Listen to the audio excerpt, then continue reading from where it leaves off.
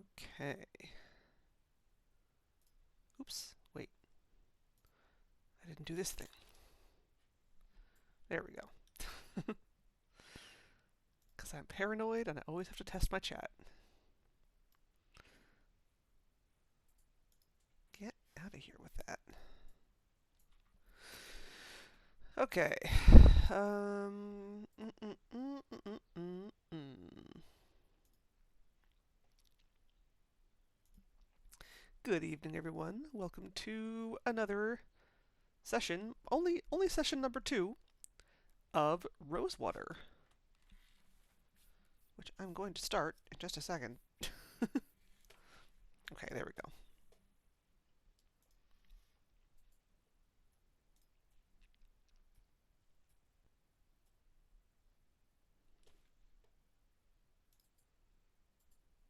Yay.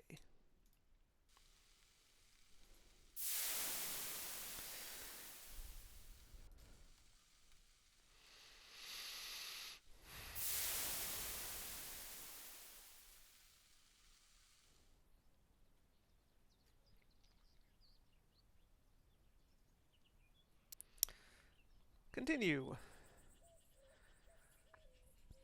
Yeah, so we left off last time at this abandoned, what was it, a lab, I guess? Or place where this scientist fella was doing science. Because we're looking for a bunch of money that he hid somewhere. Look sharp, Danny. No telling what we might find out here. Right you are, Miss Leger. How are you holding up, Jake? Oh, just fine, just fine. How are you Oh, So I guess, wait, okay, so let me take another look at the mailbox, because there was something in there about a possible way to get through the door. Must take ages for any court. probably be. Or, oh, did I have it in my inventory? Yeah, I did. Okay, whoops, I didn't need to look at the mailbox. February 12th, 18th. Upon hearing news, when they hounded you out after the expo, and I wouldn't, after enduring such a trying one day when rationale with warm rig. P.S. How you managed Right. to rig a TT-180 console to control both your equipment and door mechanisms still baffles me. Mine is destined for the scrapyard. Right, and then we also, some strange man showed up wearing a tinfoil hat, and then ran away, and his tinfoil hat fell off. I think he went this way. Let's go this way. Let's just see what's No where. sign of that odd bearded fellow. I wonder where he scampered off to. I reckon we got ourselves bigger fish to fry right now, Miss Leger. Okay, so we got like an overworld map kind of thing. Doesn't matter which way I exited. Look at this, it's so cool. Damn. Damn, this is cool. Alright, oh, nice. I can just kind of walk wherever I want. This is just like in Monkey Island. If you're walking around the world map, you can just kind of go wherever you want, even if nothing's there. A little tiny sprite walking around. That's so cute. All right. Well, I guess the only place I can go is here. Hey, look, a show! What a racket. She's pretty good, though. Híjole! Anda! Vaya! Caramba! Saying words in Spanish. Híjole! That thing has seen some action. Caramba! Anda! Nobody in sight, but I'm sure there are guards somewhere. Vaya! Look sharp, Danny. Right you How are you holding? Oh,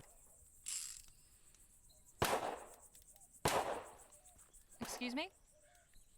I said, excuse me. Hey! Perdóname?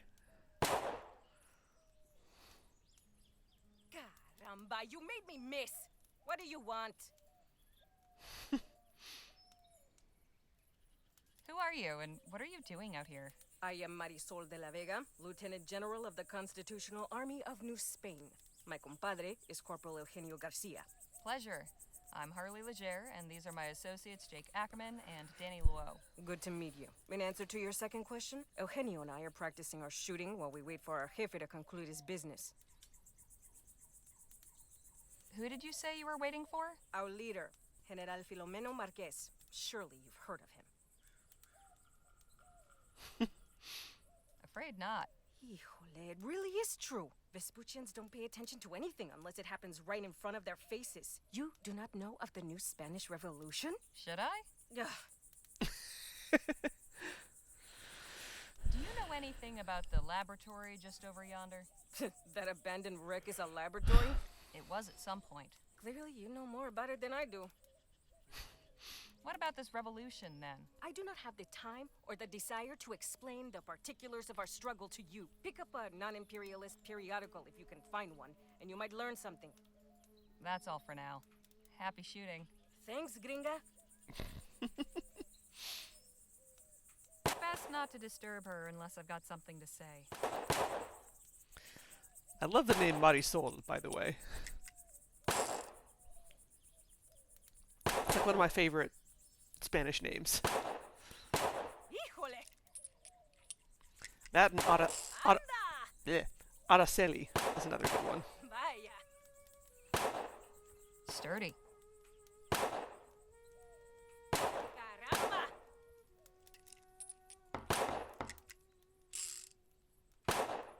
Oh, hello. What is it?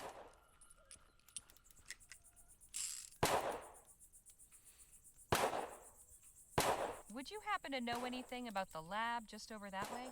No, and quite frankly, I don't care to. What do Okay. you all get up to in this place? I'm really not at liberty to say, ma'am. We'd like to come in, please. More unannounced visitors? Must be my lucky day. What country exiled you? None. We just want to speak with Captain Stokes. Afraid he's indisposed. Why don't you tell Stokes that Jake Ackerman needs a word? Gentleman Jake? At your service. We're not in the market for entertainment. It's like I said. Oh, dad blasted. Would you knock it off with the shooting already? I can't hear myself think! No. You call yourself a soldier when the sound of gunfire sets you quivering like a coward? Pathetic. Didn't say he was scared. Look, I can't help you. I'm sorry.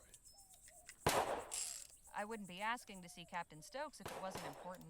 I opened the gate for the last person who said that to me today. And what did I get as a reward? His two cronies raising hell for the past hour. No, ma'am, not again. Carry on, soldier. Right. Well, that got me nowhere. Hey, guard! Guess he doesn't want to talk. Anda! No handles. Must only open from the inside. Can we talk? What's on your mind? How are we supposed to get into the fort? Good question. I figured it'd be a breeze, but the guard's ornery as a mama bear with a sore teat. We need Ow. to figure out how to get on his good side. Enough jabber. Let's push on. Hey, Danny? Ma'am, How can we get into the fort? the guard seems upset about all the noise. Maybe he'll warm to us if we can figure out some way to take care of it. We should get a move on. Right. Hey! You again? What is it now? Say, do you think you could practice your shooting somewhere else? Why? The fort guard isn't happy about the noise. Well, then maybe he should choose another profession.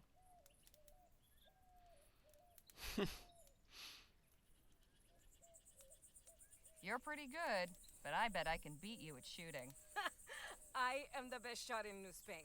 Care to prove it? Gladly. But a large stationary target such as this is not suitable for a contest. If you wish to challenge me, find some moving targets. Can we use these bottles as targets?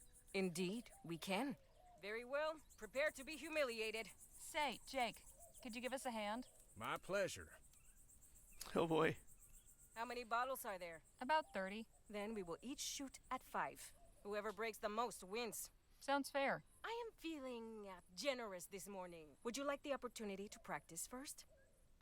I would love to, thank you. Yes, actually. Very well. Ready with those bottles, Jake? Yep, get ready. Set. Incoming. You missed. Bottle in the air. I'll get the next one. Here we go. You missed. Incoming. Damn it! Incoming. I'll get the next one. If that is the best you can do, I do not know why we are even bothering. All right, for real this time. Ready, set, bottle in the air. Fantastic. There we go. Here we go. Fantastic. Here we go. Nice shot. Here we go. Nice shot. Bottle in the air. Damn it! My turn. Here we go. It's okay. Híjole. 4's pretty Bottle good. in the air. Take that. Incoming. Anda. Incoming. Dale. Here we go. Caramba. Ha! What? You beat me? Nice. Don't believe this.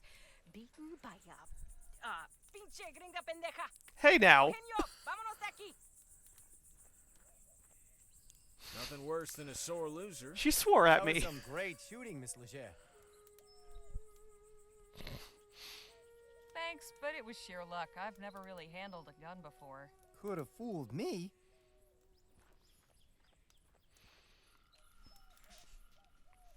I legit have no idea how I did that. You saw how bad my practice round was. That thing has seen some action. How are you holding up, Jake? Oh, just fine. Alright, well, we're gonna save.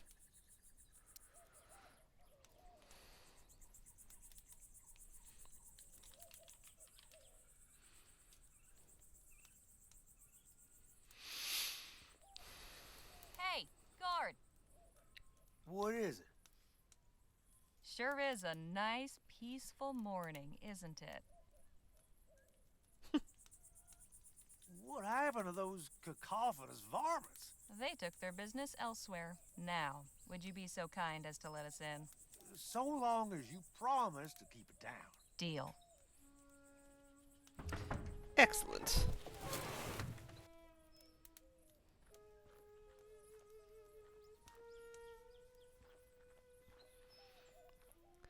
Well now, what have we here? I appreciate your hospitality, Captain, but I must admit I am perplexed by the change in your position. It's not my position, General Marquez. It's the position of the government of the Commonwealth of Vespuccia. I have some discretion in the execution of my orders, but I'm sure you can appreciate that there's a chain of command. I am, of course, most grateful for the aid you have rendered in the past. I am sure that your recommendations carry weight with your superiors. If you would be willing to lend your influence in support of our cause. Perhaps we can speak of this at another time, Mr. Marquez. As I said, I have other concerns to deal with. Of course. I look forward to our next meeting. Captain Stokes, you're a difficult man to see. Ackerman, how the hell are you? Leave this to me. I'll have Stokes eaten from the palm of my hand. Good day, Captain. Madam? Just a moment. I have seen you before. Oh. I'm surprised you saw much of anything after that tumble you had. Ah, of course. The newspaper office. I owe you my thanks. Happy to help. Didn't even realize that was Your him. name, anyway. Harley Leger, this is Danny Luo, And over there is Jake Ackerman. Sir? I am General Filomeno Marquez. Though Filomeno seems to be difficult for you Vespuccians, so you may call me Phil. Phil it is. Good to meet you. And you? What brings you to the fort? Hey, Oberstolo.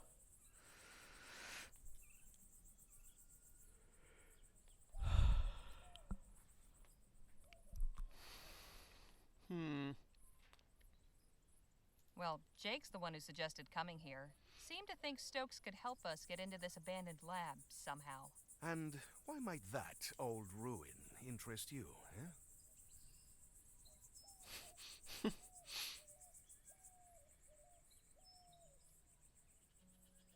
We were thinking it might make a nice hotel. Just need to spruce it up a bit.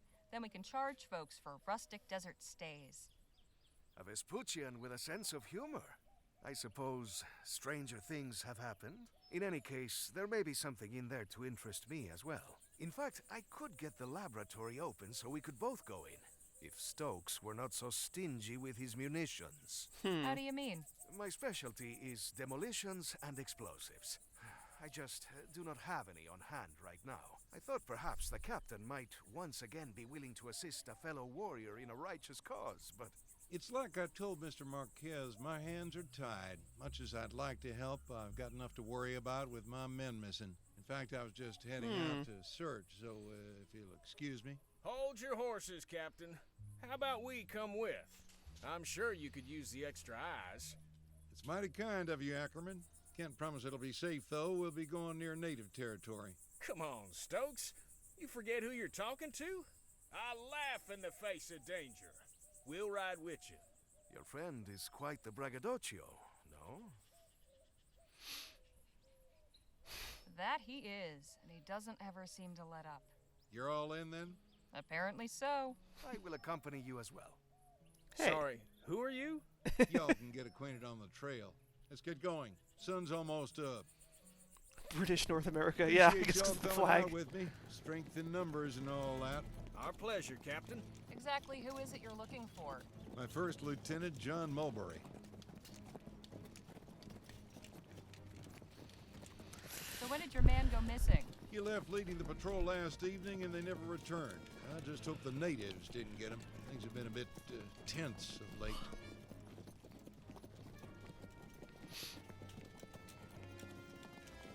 What makes you believe the natives are behind Mulberry's disappearance? Our patrol perimeter goes close to their village. Wouldn't be the first time we've come to blows over boundaries. They fall back once they see our superior firepower.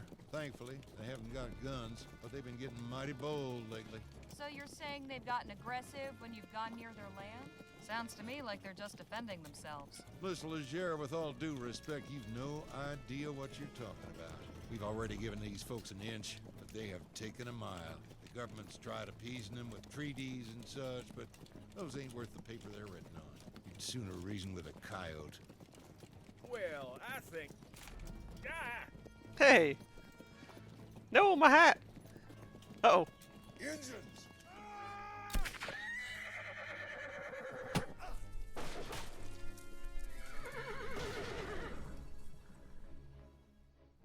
So far, we have been stymied in our efforts to search Clark's laboratory. Captain Stokes let out a search patrol, and he let all us supplicants tag along. But it wasn't enough to deter the native war party that ambushed us. Stokes slipped the trap laid for him, leaving us four to stand in his stead. Oh, great. Now we await intelligence of our captors and some sign of our fate. Well, isn't this a fine turn of events? Updated my journal. I'm sorry, that will never not be funny to me.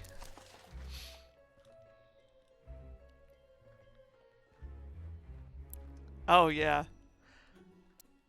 It's good stuff. What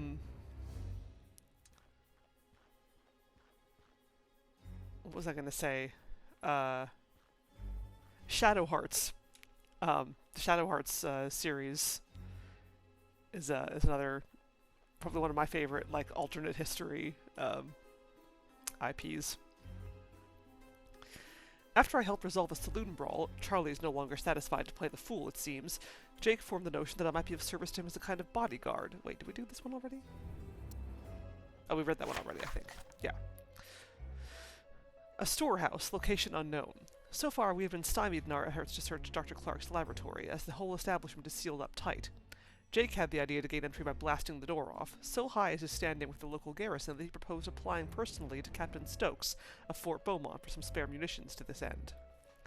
We met some new Spanish revolutionaries engaged in boisterous target practice outside the fort's gates, Lieutenant General Marisol de la Vega and her comrade Eugenio. To pass, we were obliged to best them in a contest of marksmanship. No easy feat, but I prevailed. An incantation of the name Gentleman Jake indeed gained us admittance, but Captain Stokes was too preoccupied with the matter of a missing patrol to entertain our request or the entreaties of his other visitor, no less a personage than General Filomeno Marquez, Phil, as he bids us call him, leader of the popular rebellion that racked New Spain, seeking aid for his cause. I knew this man not from any foreign news reports. Here was the very fellow who nearly flattened me outside Joni's office. He expressed his gratitude for my intervention. Captain Stokes led out a search patrol, and he let all us supplicants tag along, purely to muster a greater show of numbers, I'm sure. But it wasn't enough to deter the native war party that ambushed us. Stokes slipped the trap laid for him, leaving us four to stand in his stead. Now we await intelligence of our captors and some sign of our fate. Horses!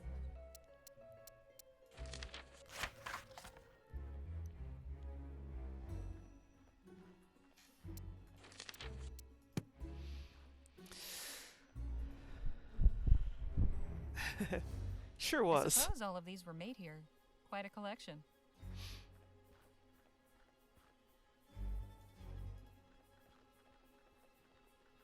This basket's full of soap. Yeah, at least we can keep clean. Uh-huh. Except there is no water in here. Then let's hope we can get out of here soon. We'll just spit on each other. Gross. Wonder what they use these for. Head catchers would be my guess. Hey, so funny. It was not meant to be. Empty. For now. Must be for storage. Completely empty. Dried corn. At least we won't starve. If that's all there is, starving might be preferable. Dried corn. It's quite ornate. Brightens the place up, I suppose. It is noble to find beauty in dark moments. Thanks. But perhaps not so very useful.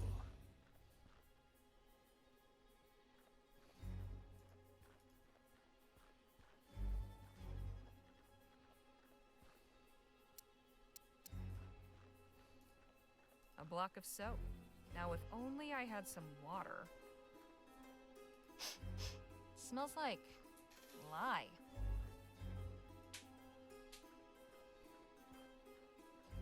Phil? Eh? I never imagined volunteering for a search party would include free accommodation.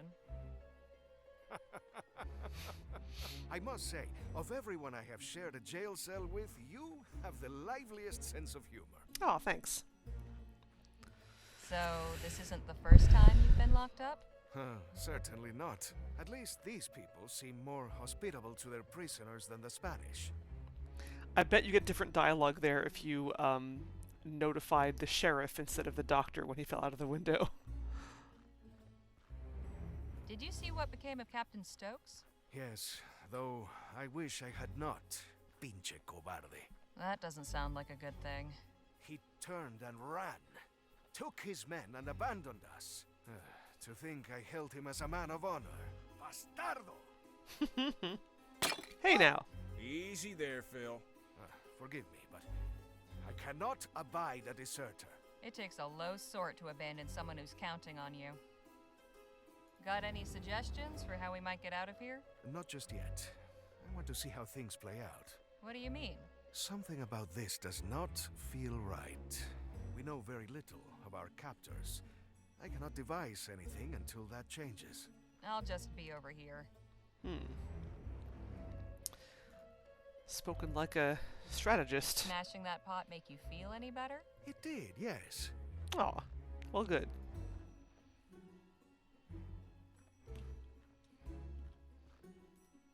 This ceramic shard's got a very sharp edge. Hmm. Hey, Danny? What is it? What's wrong? Nervous? Aren't you? Not really. I don't think these folks mean us any harm.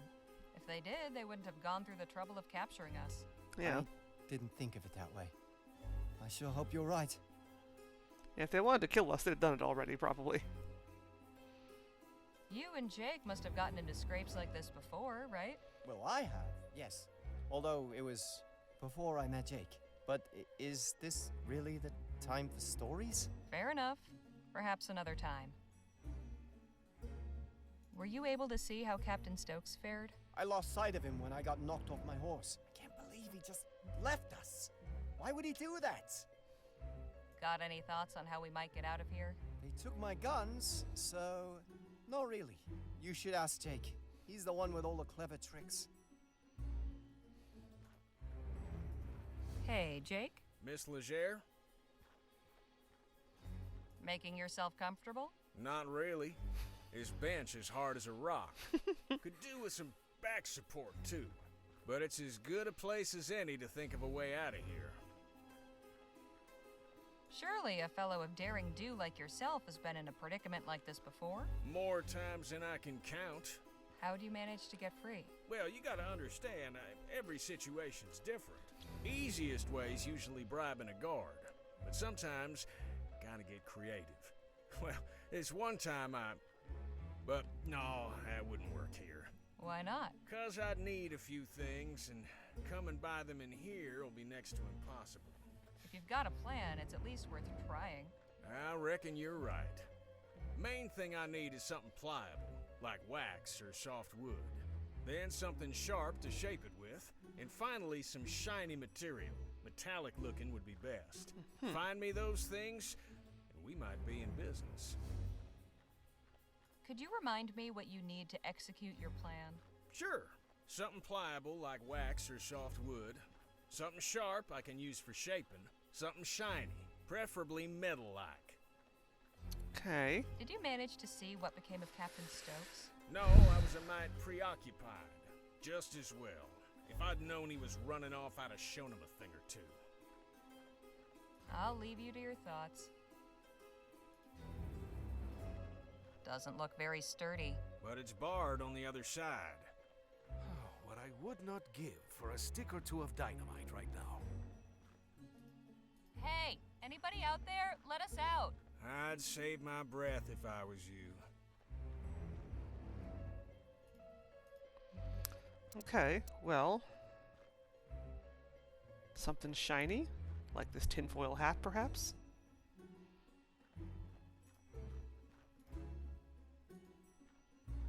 Will this work for what you need? Shiny and metallic. Perfect.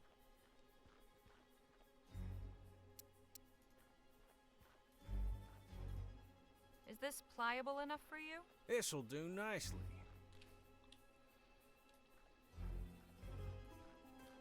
This sharp enough for you? It'll do, it'll do.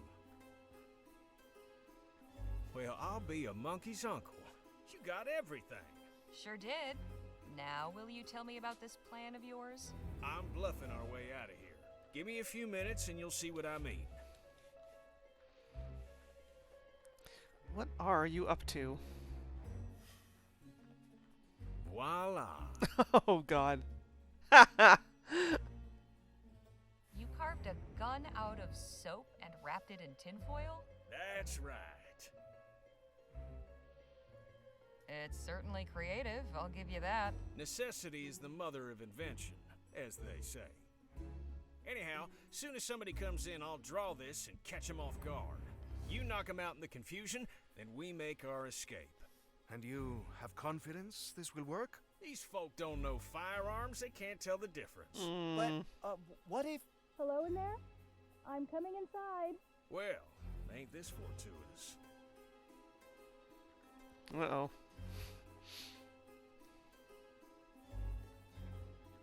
Greetings.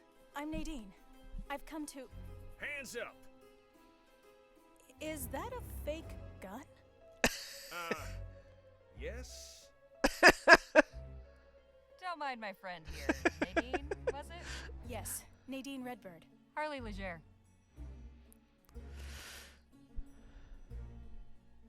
Oh, yeah. Wait a minute.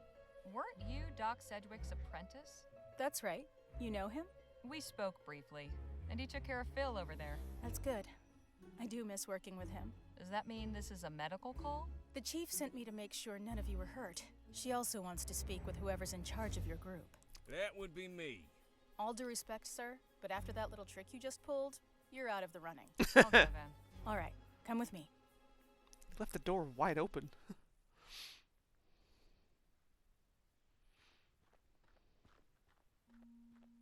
I bring you Miss Harley Leger, representing the captives. Thank you, Nadine. You may return and tend to the others. I will. Enter and be welcome.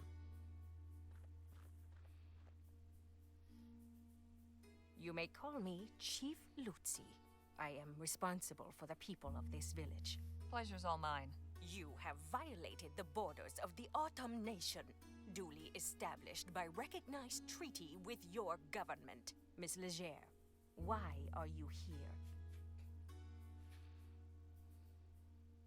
Captain Stokes is missing some troops, and we were helping in the search. You serve Stokes. Curious, you do not dress like a soldier. We have nothing to do with the fort. Who are you then? I'm a journalist for the Rosewater Post. My companions and I are researching Dr. Bennett Clark. We only came to Stokes to ask for help getting inside the abandoned laboratory on the other side of the valley. Thought maybe you could spare some dynamite or something. But first we had to ride with him to find First Lieutenant Mulberry and his missing men. I see. What did he tell you of us? Let's just say he didn't paint a very pretty picture. Unsurprising. Do you share his opinion?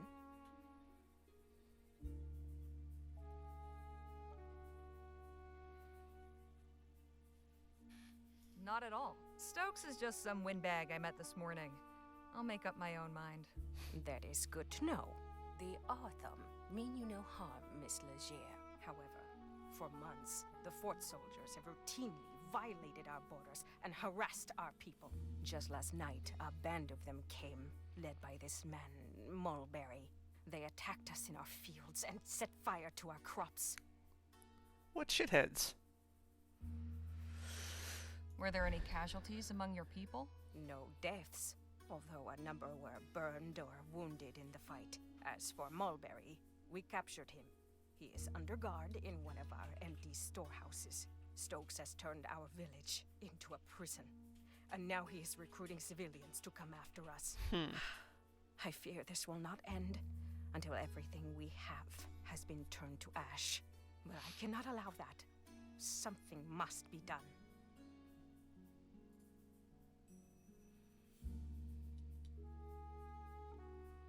You're right. Can we help you in any way? I believe so. And you can get what you're after as well. I'm listening.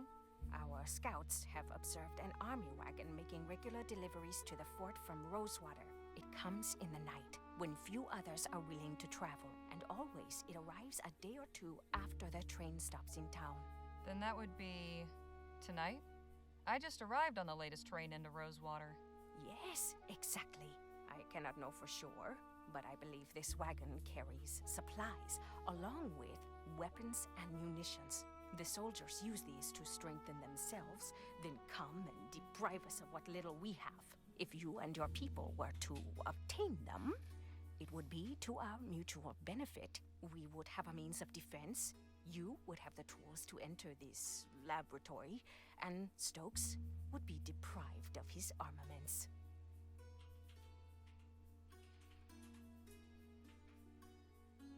You're certain they'll be carrying something that's worth the risk? I am certain that doing nothing is a far greater risk. Tonight, then, huh? Tonight, or not at all. The cover of darkness will be to your advantage. Our scouts have also noted that only 2 men guard the wagon. Guess I'd better tell the others and get to planning. You are welcome to rest here in the meantime. Thank you, Chief Lutzi. May the Earthmaker guide you.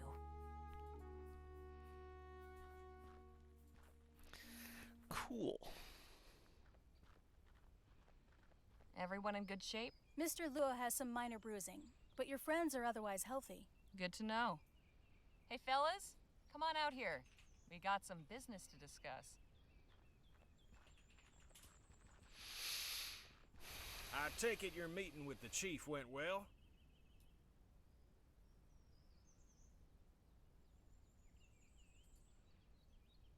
Yes, although I learned how much of a bastard Stokes truly is. I told you he was a no-good deserter.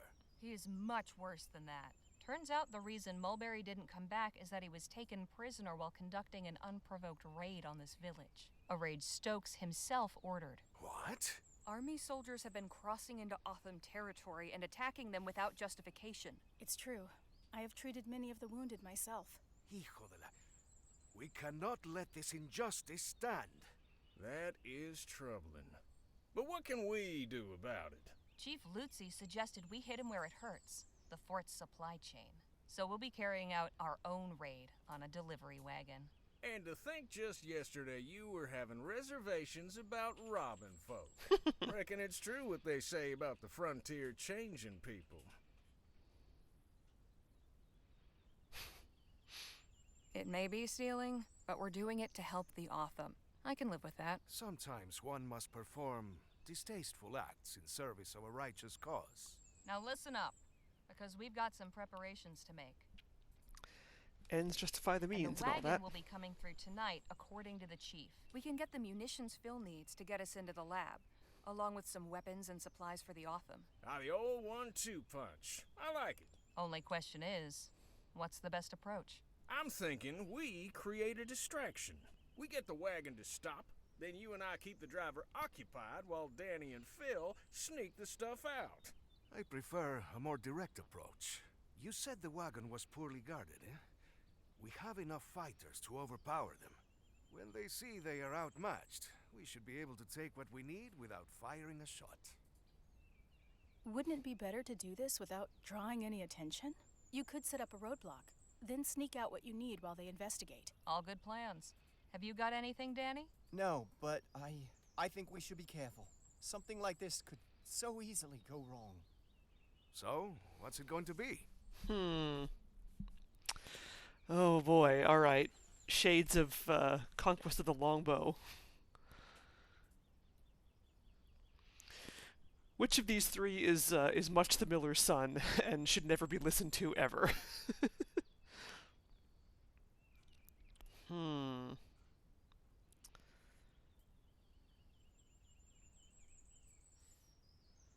Distract the driver while Danny and Phil loot the wagon. Attack the wagon directly. Create a roadblock and sneak the supplies out. They all sound good.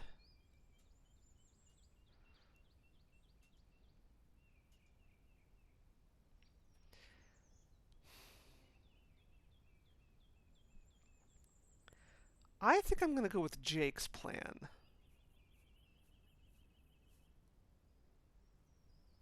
Yeah, let's do that. I like Jake's plan. All right, just follow my lead. If things start to go south, say, hang up the fiddle. That'll be the cue for Danny and Phil to vamoose. I can help too, if you need an extra pair of hands. Oh, well, sure. Hell yes. That'd be much appreciated, Miss Redbird. Well, we better get ready. Let's hope this goes off without a hitch.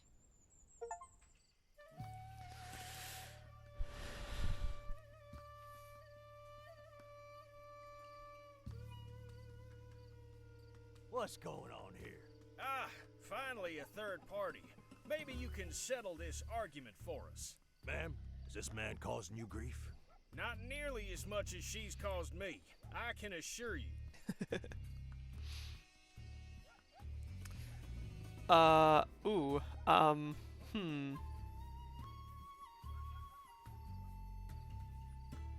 You read the will same as I did. Mama left those jewels to me, not you. Mama wasn't right in the head. She didn't know her patoot from her elbow. What's going on out here? These two lackwits are standing in the middle of the path. This ain't no place for a family quarrel. What in the Sam Hill are you two doing out here this time of night anyway? We had a bit of wagon trouble on our way home to Rosewater. You ever been there? Yes, sir. It's where I grew up. After all we've been through, I need a drink. I'll be glad for some rest at the Jack of Diamonds. Oh, sure. Love that place. Me too. I wouldn't mind forgetting our troubles. Like how our wagon turned over and stranded us out here. The wagon turned over. How'd that happen? Something ran out in front of us, spooked our horse. It was a sneaky little coyote came out of nowhere. Yeah, these hills are lousy with the little varmints. Well, we can't offer you a ride, but we can send someone from the fort to come get you, assuming you don't kill each other first. Oh, don't worry about us. We quarrel all the time, like cats and dogs in a gunny sack.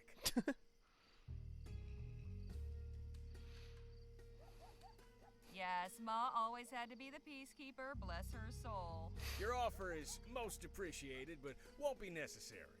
So, you don't need our help? Why'd you stop us then? In all fairness, you stopped at your own volition. But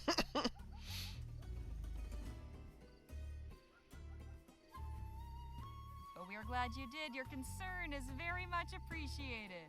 Think nothing of it, ma'am. You folks sure you'll be okay out here on your own? Sure, we'll be fine. Sorry for any inconvenience we may have caused you. Don't you think it's about time we hang up the fiddle? Right. Thanks for your time, gentlemen. Gotta keep her story straight. You have come back to us, and it seems your hunt was successful. Miss Legere, I gotta say, I ain't seen bluffing that good since I cleaned out Aces O'Reilly at the poker table. Thanks. I've picked up a few tricks over the years. Yes, we recovered firearms, ammunition, Hell and yeah. some additional food. Did you obtain what you needed? Yes, with this dynamite, getting into the lab will be quite easy. Then I am glad the raid proved fruitful. Chief Lutzi, I am curious. Now that you can arm your people, what is your plan? I can certainly understand your curiosity, General Marquez. You know me? We are close enough to the new Spanish border to keep informed of current events. To answer your question, we will defend ourselves. Peace has not worked against those who wish to harm us, so we must answer them with force.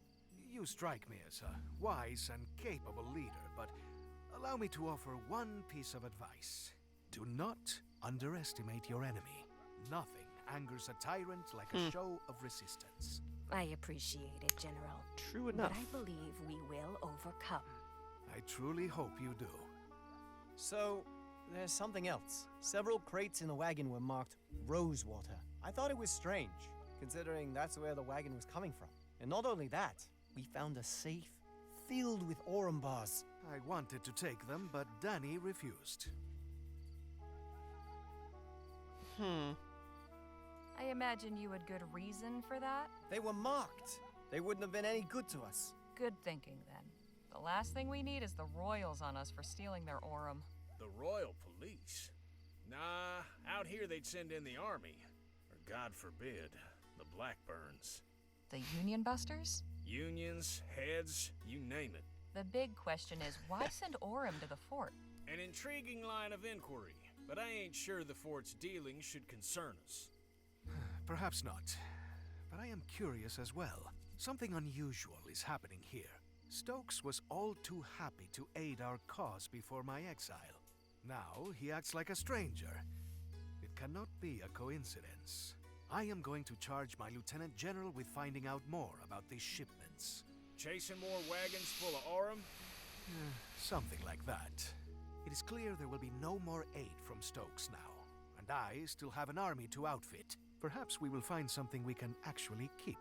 If money's what you're after, maybe you'd entertain the notion of joining our posse. That goes for you too, Miss Redbird. What are you talking about? I'll explain everything on the way back to the lab. Danny, you stay here and help unload the supplies. You can give Nadine the lowdown. Come meet us when you're done. Will do. I am sending one of our hunters to return Mulberry to the fort. He can show you the way back. Much appreciated. Sweet. Right, let's get a move on. Thanks, you coming Chief. with me and Phil, Miss Legere? Damn right. Someone's gotta be sure you don't blow yourself sky high. And can it with the Miss Legere bunk? It's Harley. Duly noted. Now let's get going. Just one more thing before you go, Harley. You said you were a journalist, yes? That's right. Do you believe the townspeople would take an interest in our cause? Some might. Hmm. I can certainly tell my employer about the treatment you've received. Please do. I have a statement I would like you to carry back. The Autumn are a peaceful people. We wish to be your good neighbors and friends. But if a Vespuccian soldier or any other person comes with violent intent to harm us, we will do what we must to protect our people. Got it. Would you be willing to sit for an interview with someone from the post? Gladly. My words are for all who will listen with open hearts. I'll make sure your message Yay. is received. Thank you.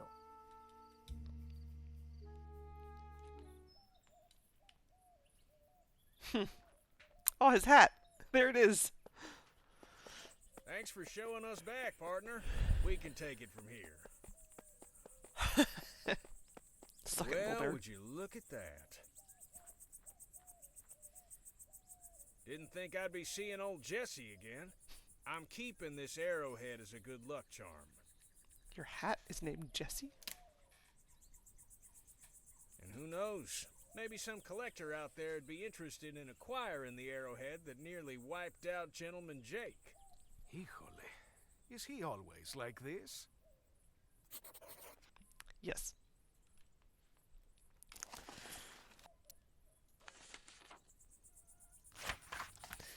Among the Autumn, we have made the acquaintance of a Miss Nadine Redbird, a healer from the town of Rosewater who has been living for some time among the Autumn. Jake thought to astound and terrify the simple natives with parlor tricks, but it took one glance at this woman to see how far out of line was that notion. Taking me for the most authoritative of the group, Miss Redbird conveyed me to an interview with Chief Lutzi, who received me with perhaps more grace and poise than circumstances warranted. From her I heard the catalogue of insults and injuries lately perpetrated upon her people by Stokes, who stands revealed a brutish thug as well as coward. His missing troops were no mere patrol, but a strike force, sent unlawfully to assail the villagers in their homes and raise their crops and stores. One soldier fell in the skirmish, and the leader, Lieutenant Mulberry, made captive, now sent home. Chief Lutzi appealed for our aid. However audacious the proposal, we felt bound to offer what assistance we could. I ripped out a page. Nothing happened today much worth writing down. Have we been used? If so, I cannot find it within myself to be too much bothered by it. Perhaps we have used one another. I believe that is what they call a relationship.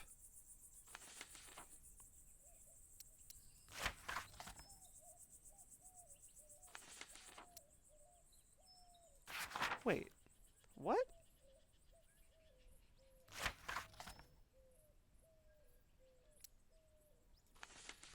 That doesn't seem right. Huh. Autumn Village, night. Chief Lutzi has obtained a number of firearms and plenty of food and supplies, enough to see her people through the winter. We got our dynamite and a little extra. We went away also with the message which Chief Lutzi asks me to convey to the people of Vespuccia. I have it here as she told it to me. The Autumn are a peaceful people. We wish to be your good neighbors and friends. But if a Vespuccian soldier or any other person comes with violent intent to harm us, we will do what we must to protect our people. If Joni's got an appetite for some real reporting, there is a story here to tell, as long as our names are left out of it. Maybe she wrote down what happened in, like, the raid, but then ripped it out because she didn't want evidence of it? I don't...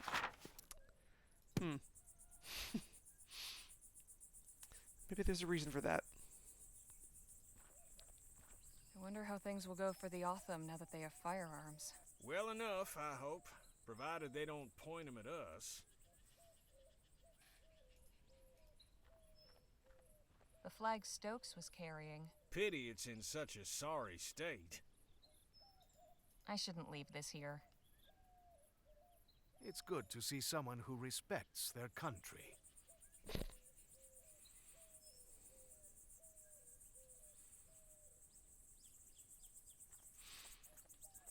Hey, Phil? Let's talk.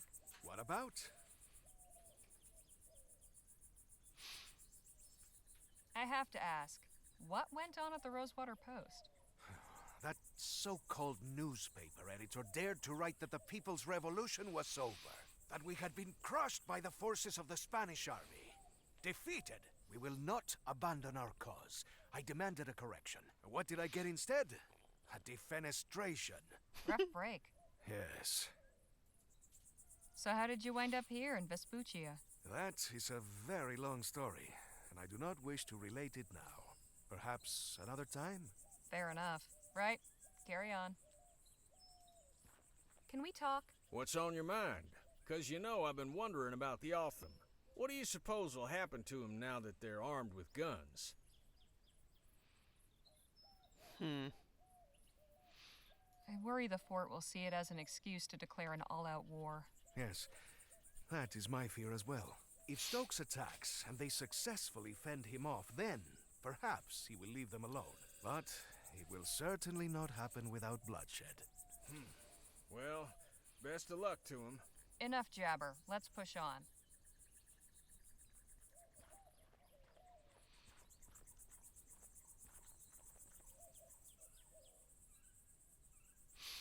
You're quite certain you know what you're doing? Just leave everything to me and stand far, far back.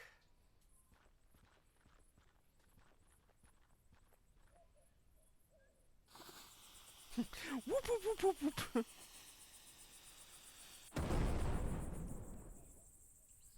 Damn. Impressive work there, Phil. Gracias. And an explosion will certainly liven up your article. Eh, Harley?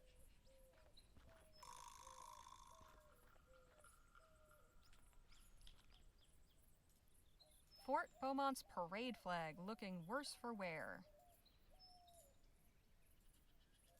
Dr. Clark really liked his sarsaparilla. Hey, Phil, let's talk. What about? How did you become so proficient with explosives? The science of it always fascinated me. Even as a child, I read a great deal about mining and demolitions. The lessons were invaluable. So, when my parents sent me to university, I studied civil engineering. Most people do not realize just how much care must be taken when dealing with dynamite. Hang on. You have a university education? Of course. Does this surprise you? No, I just didn't think a revolutionary would have a degree. Well, I do. From the Escuela Superior de Ingenieros in Madrid. Right. Carry on. Nice. How are you holding up, Jake? Oh, just fine, just fine. Hey, Phil? What about? Nothing, I suppose. Never mind. Whatever you say. Wonder if Dr. Clark boarded these up himself. The good doctor was... Well, what are we waiting for?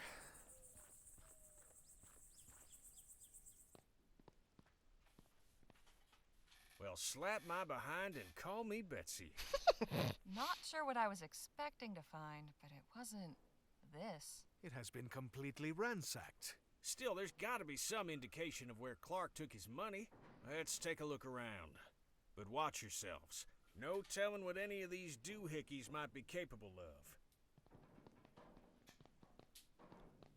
of. I don't like that noise. That's worrying. I can't see through. The window is too grimy. There's a handprint on it.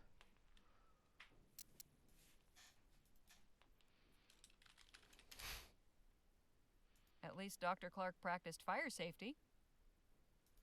Looks like it's connected to the door somehow. And that wire runs to the console back there. Won't do us any good if there's nothing power in this place, though. I can't really see through the porthole, but it looks dense in there.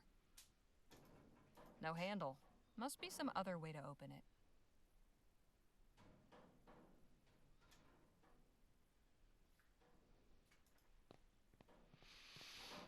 A wooden mannequin in a cage? I have so many questions. You sure you want them answered?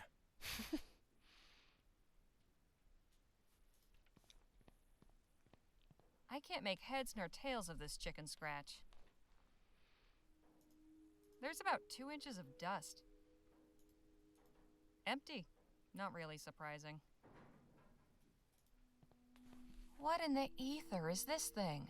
I wouldn't get too close.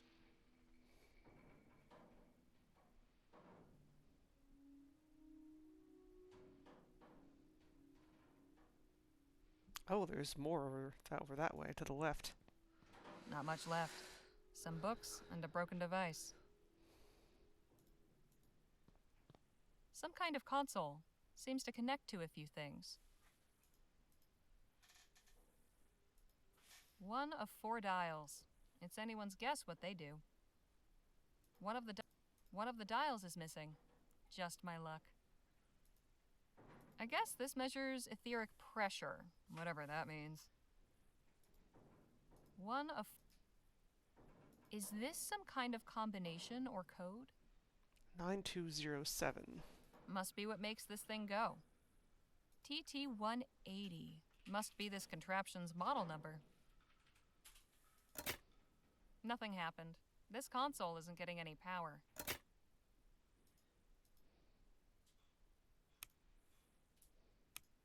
Okay. One of the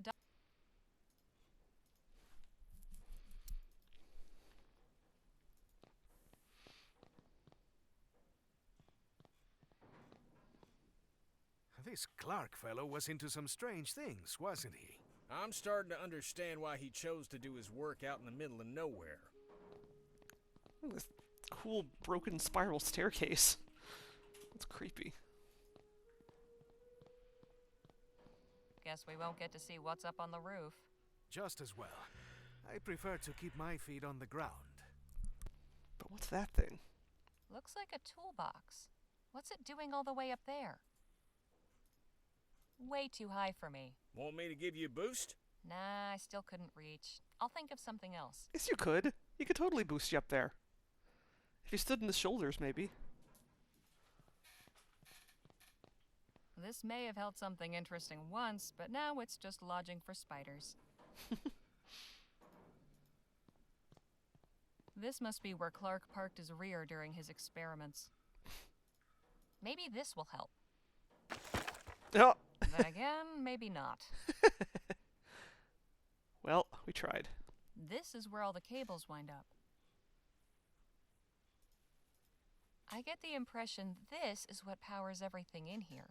We just need to get it running again somehow. Sinister, if you ask me. I'm guessing this thing needs to hit full power before the machine turns on. Some kind of power meter. Never heard of an ampere before. These meters seem connected to whatever's behind the panel. I bet getting power to all 3 of these meters will get things up and running. I bet the machine's guts are behind this panel.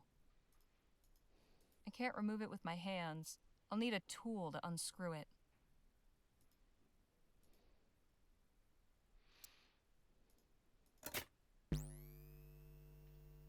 No good. Okay. There's some power getting through, but it needs more.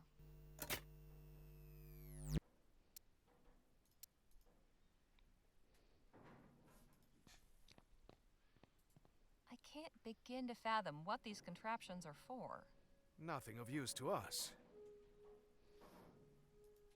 Anything interesting in there? Not really. Probably why they were left behind.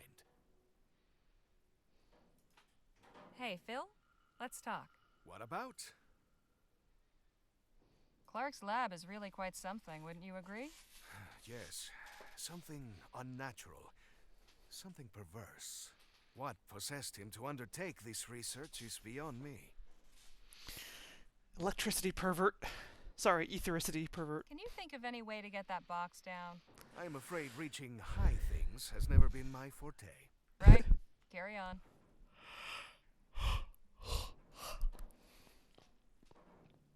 Can we talk? What's on your mind? This place sure is something, isn't it? I admit, I never gave much credence to all that ethericity business, but seeing all them contraptions and appurtenances, let's just say it's given me a new appreciation for Clark's tenacity. I like your vocabulary. Any clever ideas to get to that confounded box? Not too many, I'm afraid. Might I borrow that arrowhead for a spell?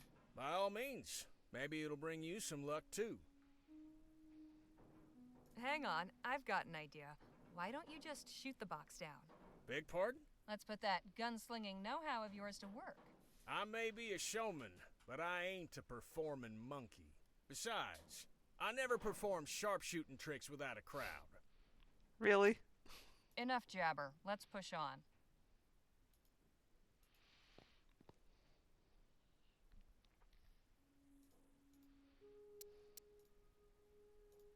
That's one sharp point. Jake ought to thank his lucky stars it didn't go a few inches lower. Let's see if this works.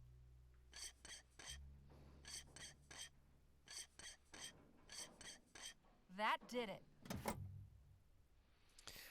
I would have thought of using a coin, but money isn't an inventory item in this game. Looks a bit worse for wear. Just have to get it working. No wonder the power's not getting through. This wire's all corroded. Gross. Looks like something chewed through it. Looks a bit...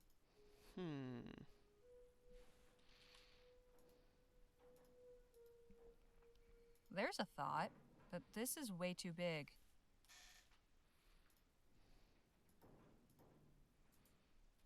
I hope this isn't considered treason. A strip of cloth from a Vespuccian flag. That should do it.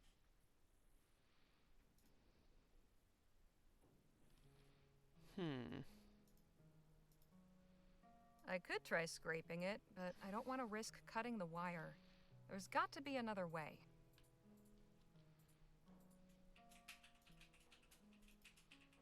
That won't get the muck off. That muck's too solidified to wipe off.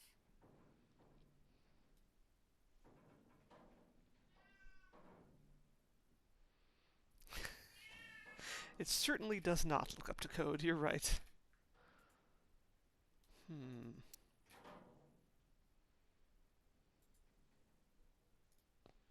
Also, hello. Hey, Phil? Let's talk. What about? Any idea how to start up the generator? A solvent like acid or alcohol is good for removing corrosion. Any... Right? Can we talk? What's... Any idea how to start up that generator? Afraid not. These doohickeys ain't quite my bailiwick. Crowd be damned. I want to see what's in the box.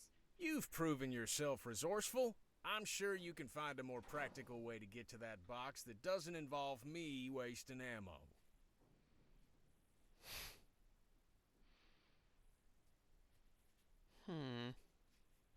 Enough jab.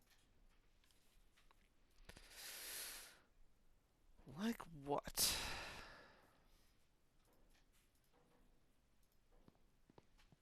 That's not going to help me reach the box.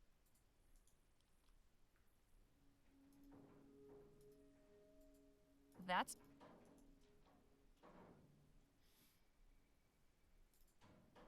Guess we won't get to see what... Just as...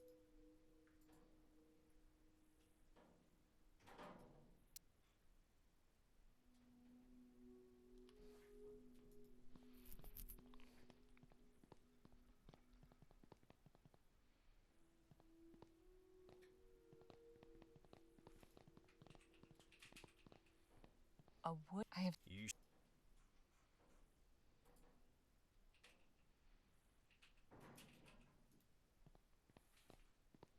There's about...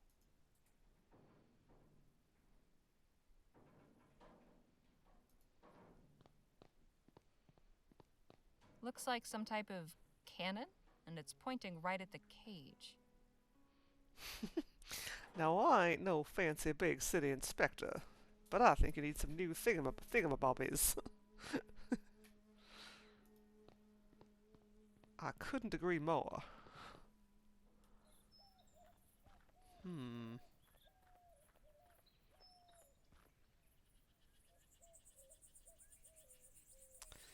Is there anywhere else I can go?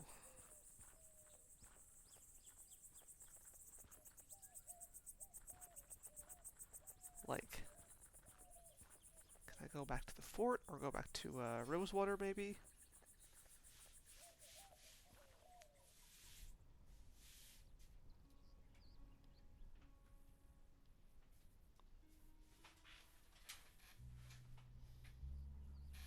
What's that?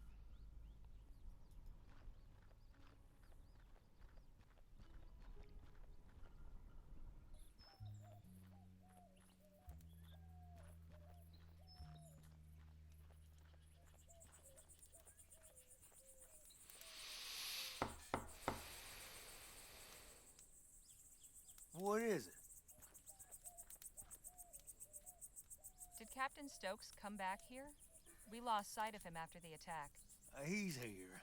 Don't think he's up to receiving anyone, though. I found the flag Stokes was carrying out on patrol. Thought he might like it back. It's very noble of you, miss. I'll make sure he gets it. Carry on, soldier. Right.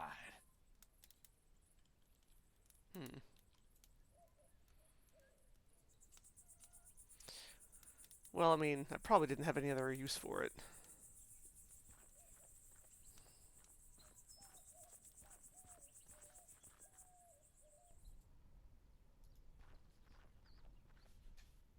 Oh, hello. Dios mío, what is this abomination? Howdy, folks. Interested in learning about Coltit's miracle elixir?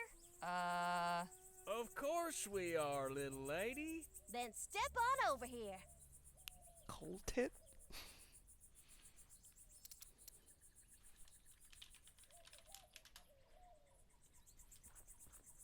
My guess is the primary ailment these folks cure is swollen purses. Zing. Professor Xander Coltit III. Good medicine for good people.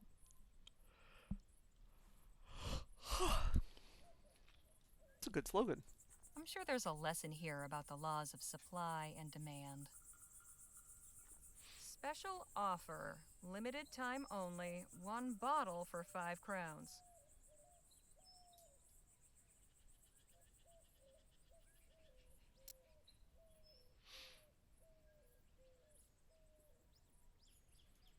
Boy, oh boy, I sure wish I was you.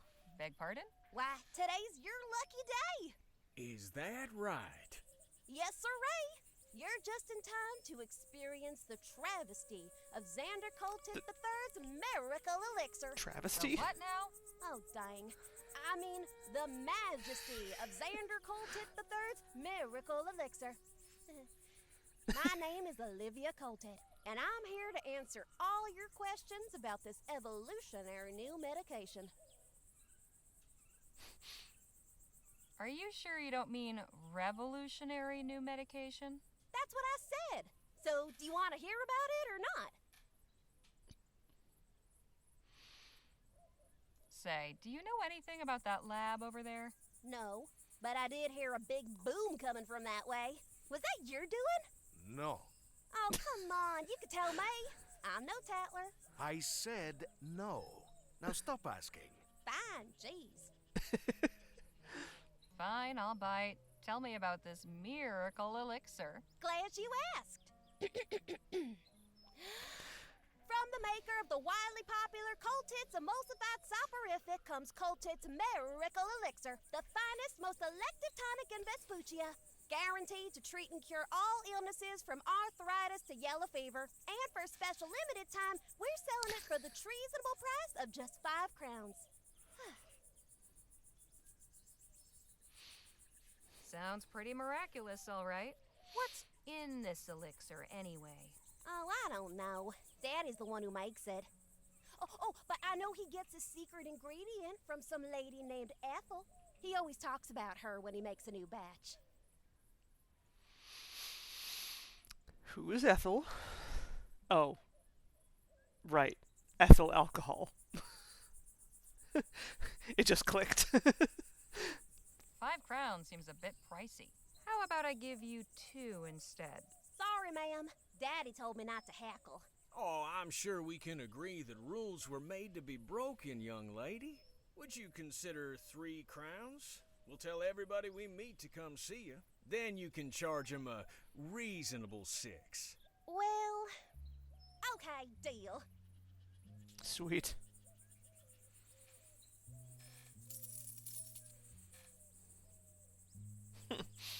You wouldn't happen to be related to a kid in Rosewater named Jem, would you? No, ma'am. Far as I know, I'm a lonely child. Why are you parked in the middle of the desert when there's a town full of potential customers not 2 miles from here? Oh, I'm just minding the wagon while my daddy's doing his business at the fort. But he told me to stand out here and detract anybody who might come by. And has anyone else come by? Oh, sure. Tons of folk. Only one who didn't stop was a feller on horseback. Too bad, 'cause the guy he was hauling looked like he could have used some elixir. I think I've heard enough for now. We'll just be going. It was a real pressure. Cute kid. Are you interested in more elixir? Not right now. My daddy said I can't talk to you anymore then. Sorry. I like her, like, oversized coat. How are you holding up? Oh, Hey, Phil? what up? Right?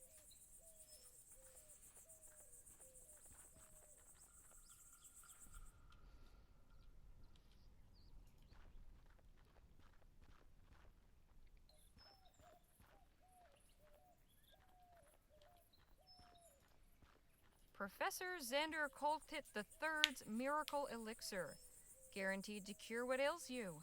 I'm sure that's the case if what ails you is sobriety. Whew!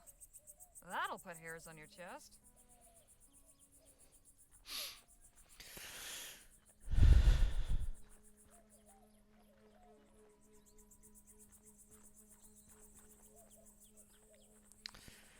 All right, Ethel, you're coming with me.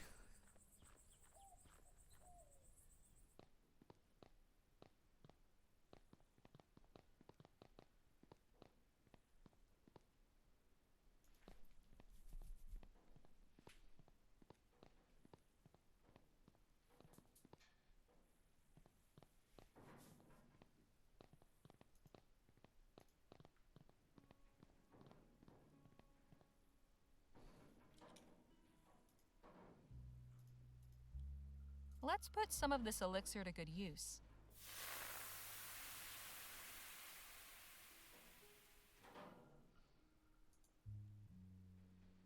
Looks a bit worse.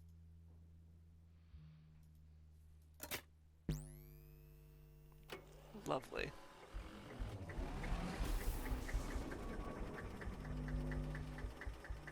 You want to maybe put the panel back on? Fantastic.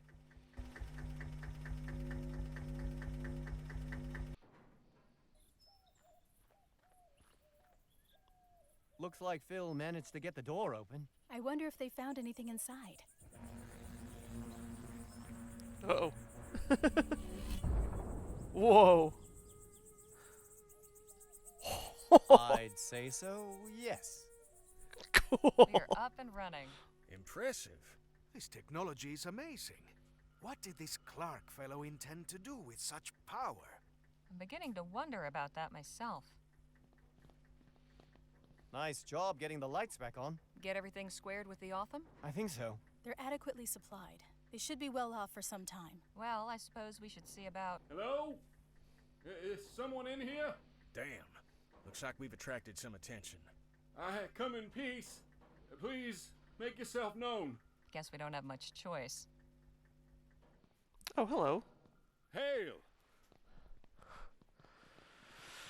Goodness, I wasn't expecting so many of you. And we weren't expecting anybody at all. One moment, we have a bot to destroy. Banned. There we go.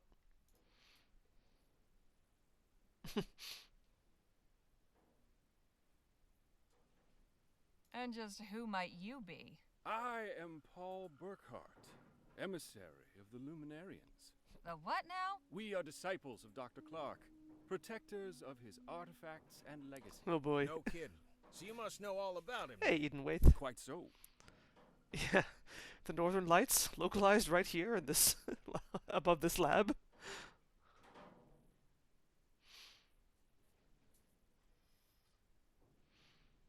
You know, I think we've met one of these disciples already. You must be referring to Samuel. He is quite protective of this place. If you seek enlightenment, we will be glad to share our wisdom with you. But let us all return to the commune. We must not further defile the sanctity of this place. Oh boy. Come, I am eager to learn about you all. Can we see it? No. Welcome to Chrysalis, friends. Feel free to explore, converse with the residents. You'll find we have much to offer. We'll speak again soon. What an accommodating fella. This is all very strange. You all might be into this porqueria, but I want no part of it. I am going back to the lab. Suit yourself. Honestly, I kind of want to go with him. All right, let's see what we can learn about where Clark's stash might be. But let's not overplay our hand, shall we? If anybody asks, our interest is purely academic. I'm really not a good liar, Mr. Ackerman. Shoot, nobody's asking you to lie, sugar. Just withhold certain details. We're interested in learning about Clark. That's all there is to it. Come on, Danny. Let's see where our friend's gone off to.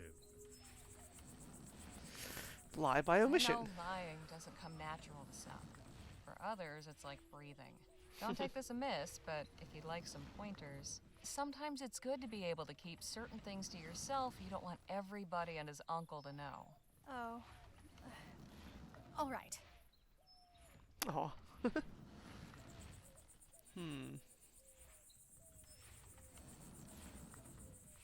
Above all else, be confident. If you sound like you believe what you're saying, they will too. You seem to have a lot of experience in these matters.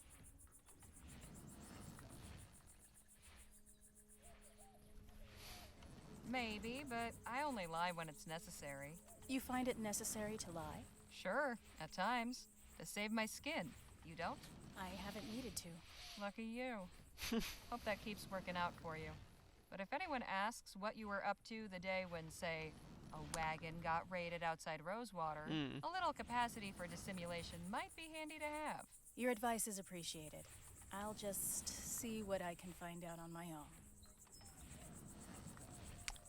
Okay, so that's probably why that page of the diary was ripped out, and why she said nothing happened today. I am going to BRB for just a second.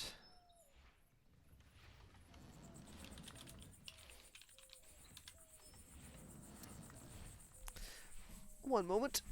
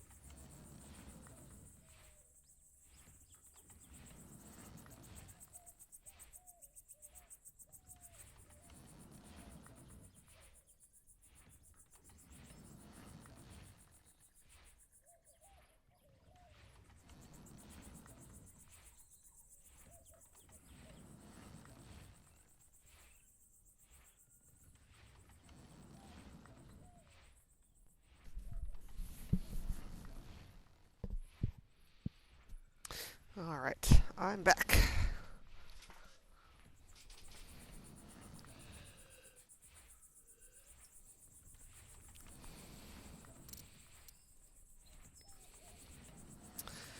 All my friends ran off and left me. Kitchen to the left, rostrum to the right. If the smell's anything to go by, that crate's full of fertilizer. Not very intimidating. No wonder the crops are bare.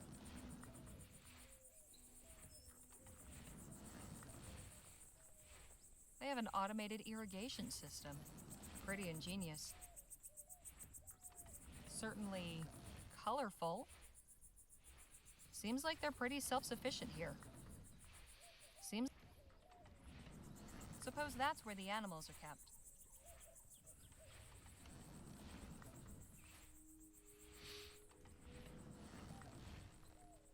Look at the animation on these plants. That's cool. Nicely done. Where shall we go first? Looks like we can go that way, or this way, or that way. I think that way is out.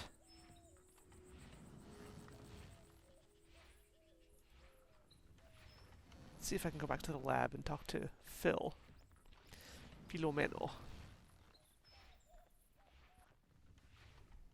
I can't be seeing things. Danny and Nadine saw that strange haze too. There's nothing wrong with my eyes. There must be something wrong with the sky.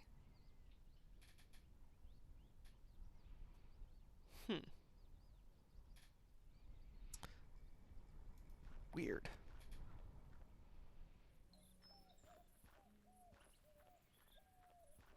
Whatever turning on that generator did, I hope it's not permanent.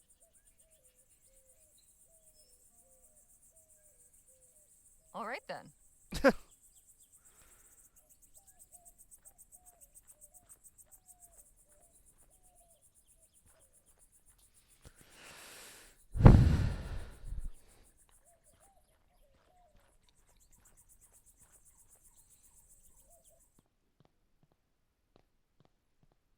Hey Phil, you in here?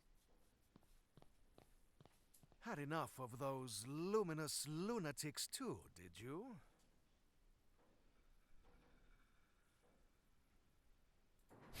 Of those lunatics, yes. Figured I might come spend some time with another one. Very good. Anyway, now that the power is restored, we can see about getting inside that locked room. Phil likes jokes. Hey Phil, let's talk. What about? Whatever.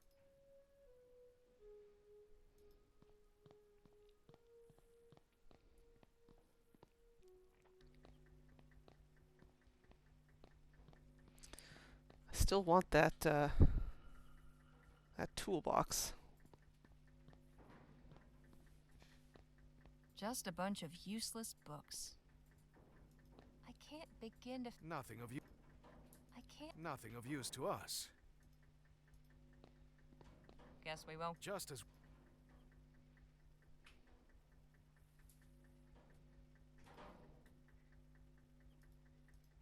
Way too high for me.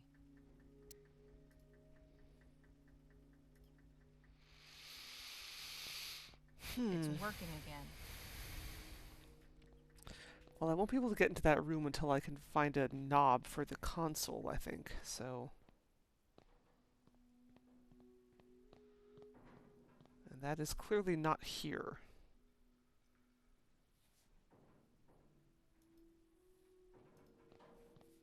Some kind of console.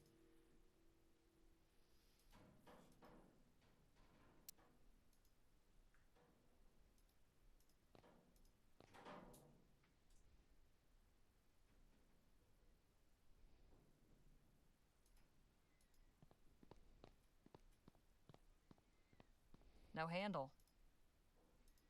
I can't really see. Looks like it's And that wire. I can't see through. Okay, well... I'll stay in here.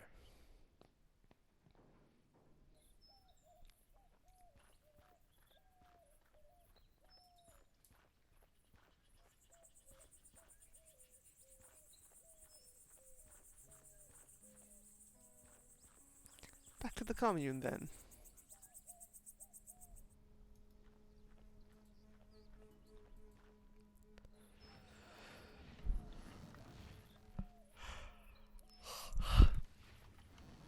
Let's see what this rostrum is all about.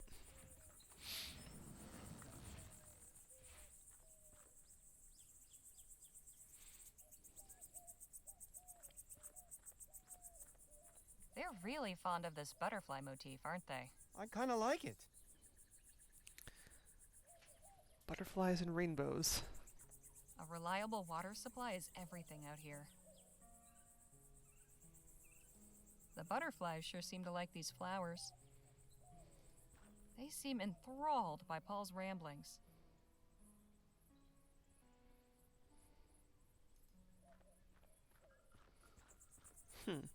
Something about that makes my skin crawl.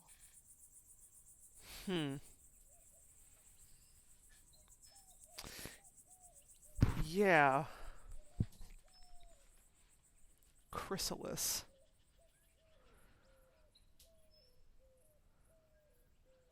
I'm getting this sneaking suspicion that this might be like a, not a doomsday cult, but like a death cult of some sort.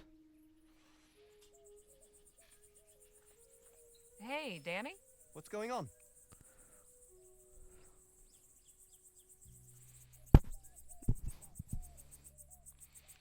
What's your impression of Chrysalis? Well, it's peculiar. Everybody's got a job to do, a way to help.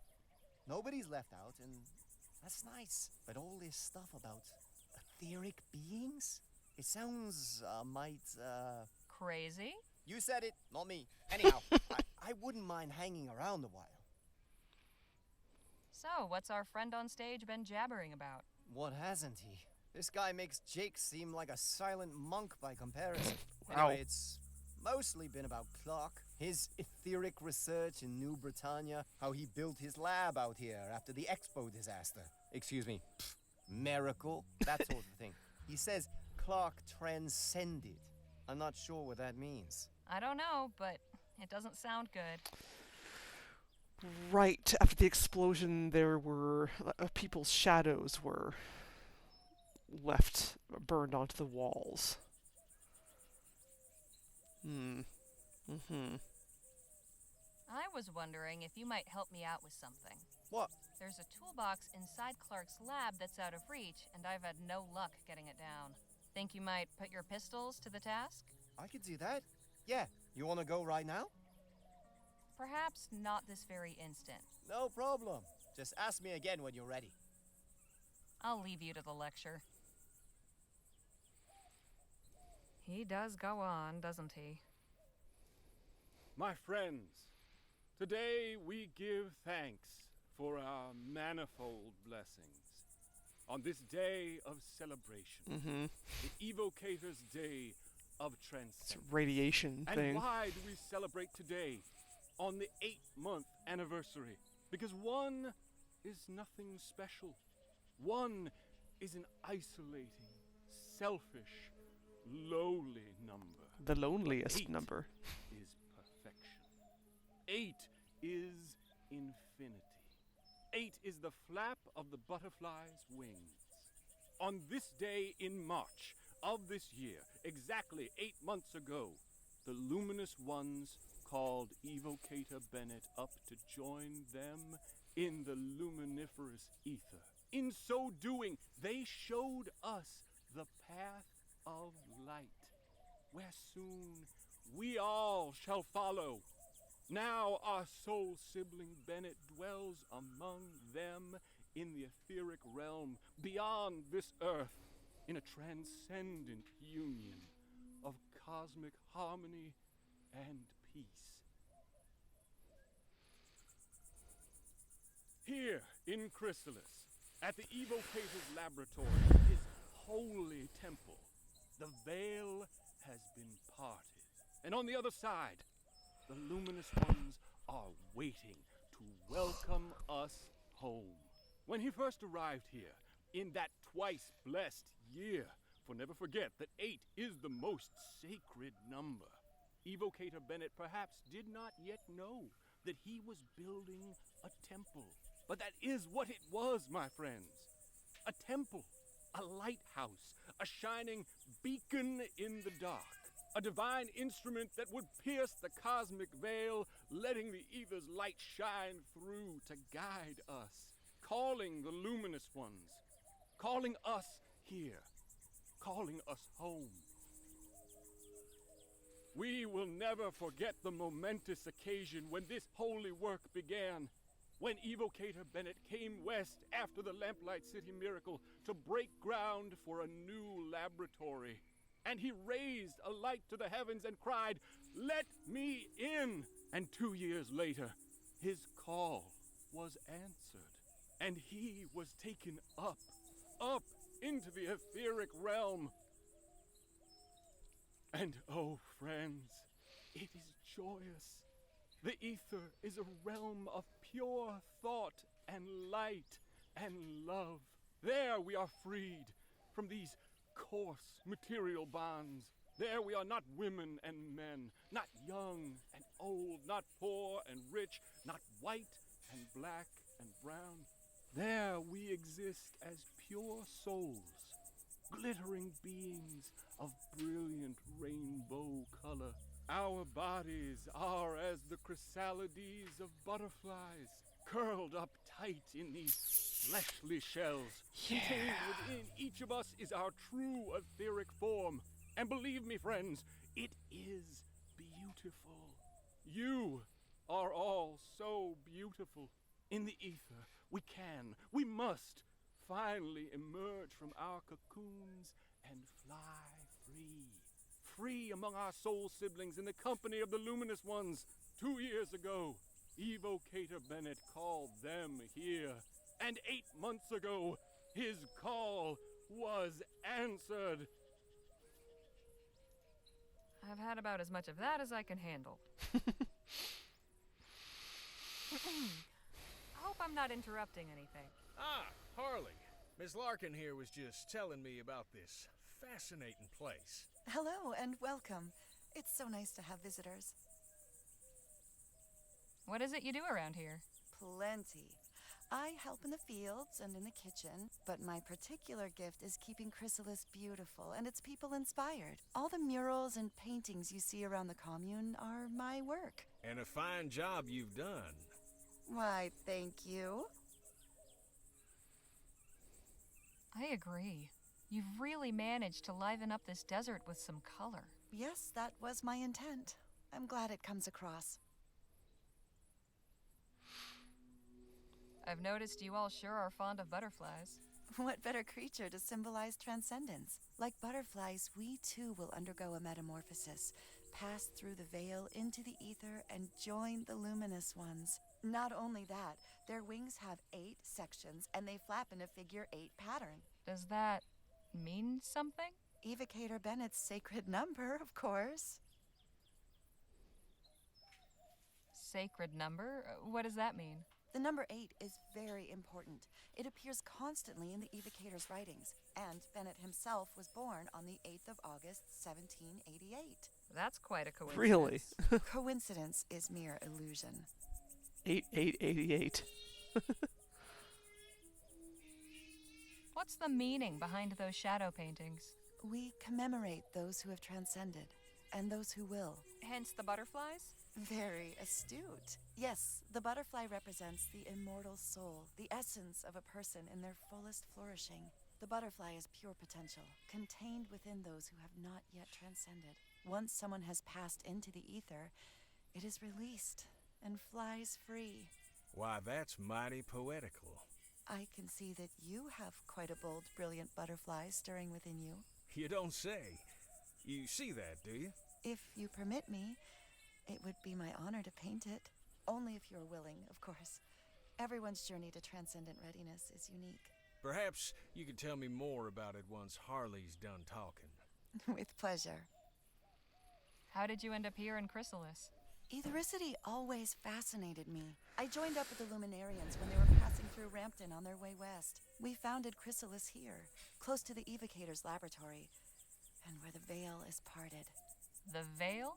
The boundary between our world and the ether, the realm of the cosmos, home of the luminous ones. The barrier is very thin here. Can't you feel it? There's definitely something in the air.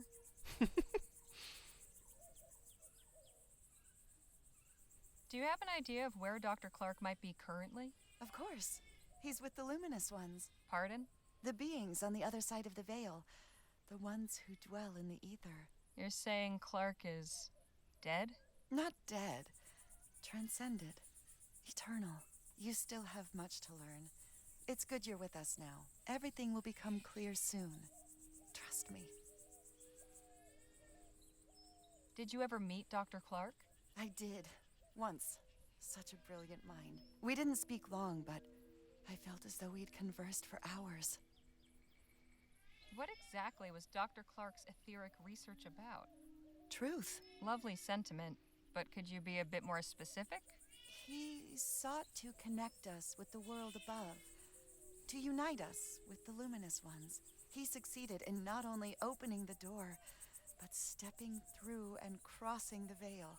He showed that the way is possible. Now we all must learn to follow. All right. Thanks for the chat. Be well. Don't wander too far now. Could we have a word in private, Jake? Sure. What's on your mind? So, what have you picked up from these fine folks? This ethericity stuff is much more complex than I thought. Seems our friend Dr. Clark may have been on to something after all. I'll just leave you to it then.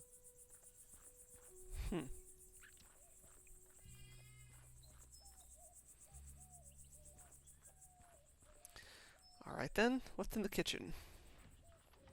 Actually, wait, hold on.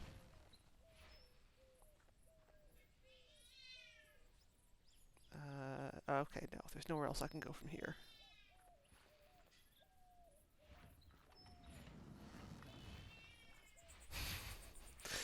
The cat is yelling in the other room.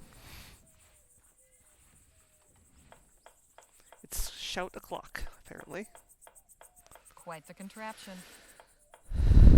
Full of grain, by the look of it. My, that's quite imaginative. Now you're thinking with portals? I think I saw this model in the latest Bulls Clearage Frontier catalog. Fancy. Is this breakfast? It will be. I hope everyone likes it.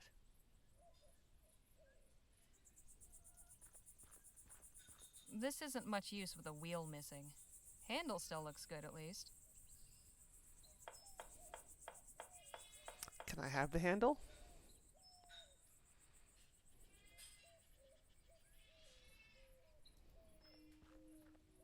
Excuse me? Ah, hello. You must be one of Miss Redbird's companions. That's right. Harley Legere. My name is Evan. Evan Holbrook. Welcome to Chrysalis. Evan was just showing me the cookhouse. You know they grow or raise everything they eat here themselves? Well, mostly. Sometimes we need to resupply from town, but we aim to be fully self-reliant. Our dedication will be rewarded with bounty. So, are you the biscuit roller for this community, or what? Biscuit roller. Everyone in Chrysalis does their part. It's my day on the rota to fix breakfast. Do you have a doctor? We have a few skilled in healing, yes. I do wish we had more knowledge of agriculture. Our crops haven't been thriving like we hoped. You said your crops weren't doing well. Why not? Getting the irrigation in this year saved some of the crop, but we're facing lean times. We simply must find a way to grow enough to feed everyone. What's your story, Evan? How did you join up with these folks? Well, like many of the others here, I was living in New Britannia. My wife was there at the etheric demonstration at the expo. I thought I'd lost her forever. But emissary Paul found me and explained how she hadn't perished, merely transcended. Oh no. At first, I didn't believe him. I wanted to throttle him, actually. I can understand that reaction.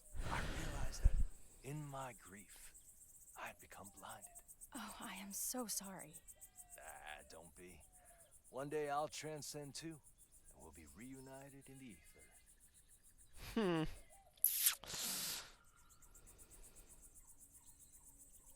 Did you ever meet Dr. Clark?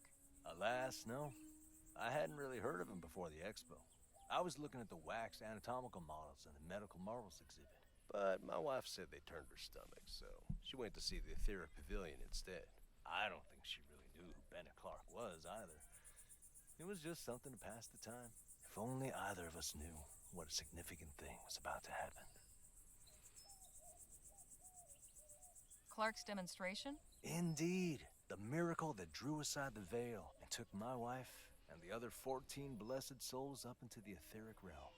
I only regret that I wasn't there, so I could have gone along with her. Yikes. Do you know where Dr. Clark disappeared to? Evocator Bennett didn't disappear. He transcended. Again, you use this word. What do you mean by it? He passed through the etheric gateway and joined with the luminous ones in the cosmos. Oh. Exactly what was Dr. Clark researching? Ethericity, of course.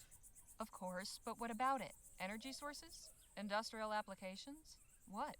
Miss Legere, I couldn't begin to tell you. Whatever reasons he may have given the public, the bankers, the professors, and what have you, his true purpose was to open the way for humanity to pass into the etheric realm. And it wasn't easy. He spent 2 years in that laboratory before transcending. Soon the day will come when we all can follow him. It was good talking to you. I'll leave you both to it. Goodbye for now. See you later, Harley.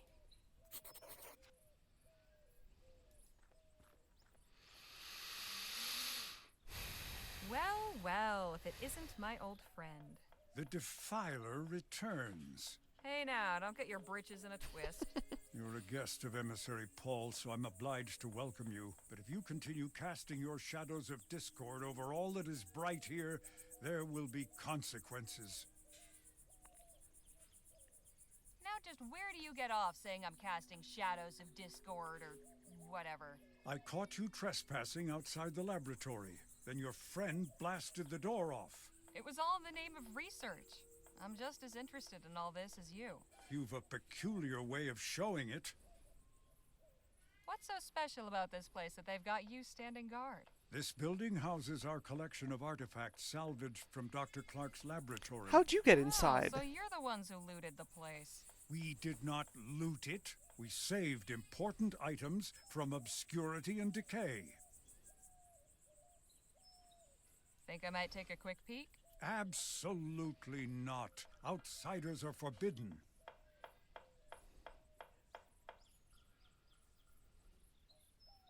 So how does one go about joining your little club? You think if you joined us that I would just suddenly allow you to enter? Sure, you said only outsiders were forbidden. Nice try, but not on my watch. What if I brought you a new artifact for your collection? Then I would be very surprised. We've already retrieved everything of value from the laboratory. Even from that locked room? That room is inaccessible. Do not even consider attempting to breach it. So what brought you to Chrysalis? My personal business is none of yours. Touchy. Did you ever have a chance to meet Dr. Clark? No, nor did I desire to. No? Ethericity is not a power to be trifled with. I've no interest in meeting someone who treats it as a plaything. Where did Dr. Clark end up? Not where he should have. Do you know any details about Dr. Clark's research? He was toying with fire, pure and simple. He may have been inspired and driven to his work by the luminous ones, but he was only their tool. He did not acknowledge their undeniable glory or show them the proper respect. He took a battering ram to the door of heaven. When they tired of the noise, they whisked him away inside the gates, while the rest of us still wait outside. So what you're saying is, you don't actually know. I've underestimated you. I didn't think there could be someone more arrogant than Dr. Clark. I'll Dang. leave you to your guarding. Try not to die of boredom. Wow. Huh. That guy's got an interesting reason for being here. Nadine, could we have a word? Of course. You enjoying yourself here? These are good people. I'm glad we met them. You don't find them a bit odd? I'll admit, I don't quite comprehend their philosophical ideas, but they've welcomed us with open arms. The least we can do is offer open minds. Any ideas as to how to get that fellow over there away from his post? Be confident? Afraid this situation's a bit more complicated than that. Still good advice, though. I'll leave you to your conversation.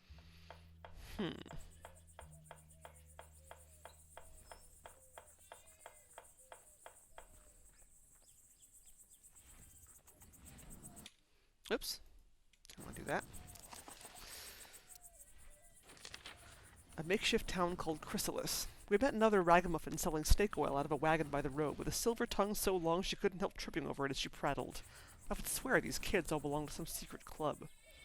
Phil has proved a resourceful ally, skilled at destruction, whatever his other talents.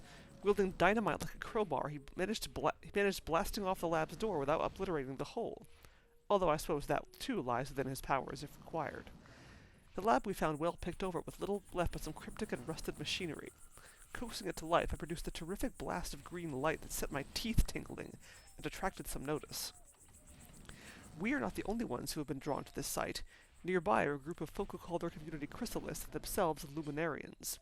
They have some odd ideas about Dr. Clark, Evocator Bennett to them, and some glowy spirit people who live in the sky. They regard the Expo disaster as a miracle and think that when an etheric discharge blasts your body to smithereens, it actually means you've transcended, gone into the ether with these luminous ones. They figured that's what happened to Dr. Clark, which, I suppose, means he's dead. But they say you can't take your money with you, so it must still be down here somewhere, right? I could add numerology to the list of Luminarian obsessions. They go into raptures over the number 8, which they deem sacred, and how it looks like infinity and a butterfly and so forth. They are especially fond of butterflies and flowers and rainbows. Their pretty butterfly gardens thrive, while crops the body could actually eat wither in the field. They say Dr. Clark built his lab out here 2 years ago in a twice-blessed year, and was conducting some kind of exotic research up until he transcended and was never seen again.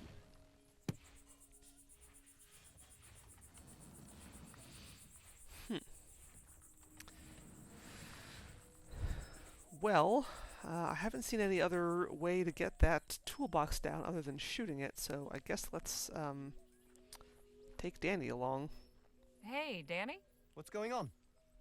Let's go see about getting that box in the lab down. Sure thing. Just lead the way. That's it, up there. Right. Pow! Nice! Nice shot. Thanks, Harley. Happy to help. So, what's inside that box that's so important anyway? Guess we all get to find out together. Ah, so you got the box. Let's check it out. Hey, Danny? We can chat later. I'm dying to know what's in that box.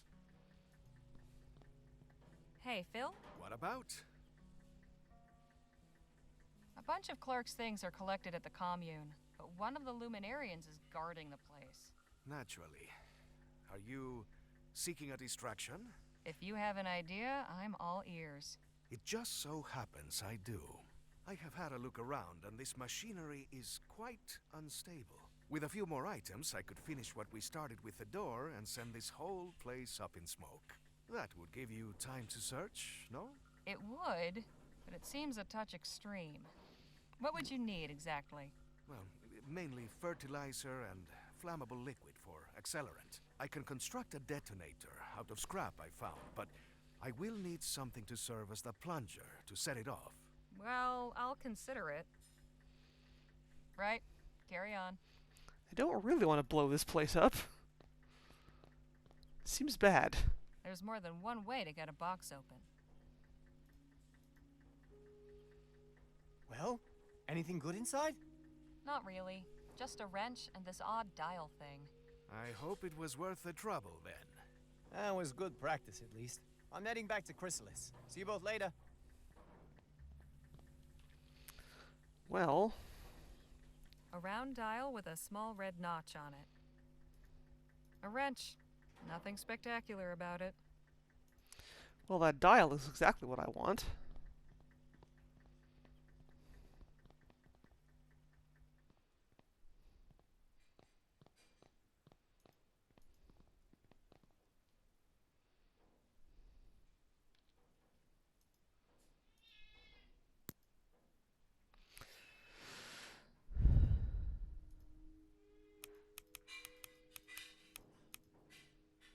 207.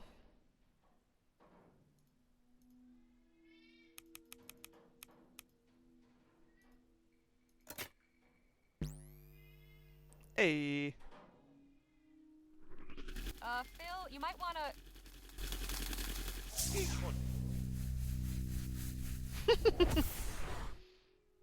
Move. Are you all right? I think so. The cage seems to have absorbed all that energy. Just warn me before you try that again. So, this console operates equipment by setting the dials in a 4-digit sequence. That means we need to figure out the right code to get the door open. Okay.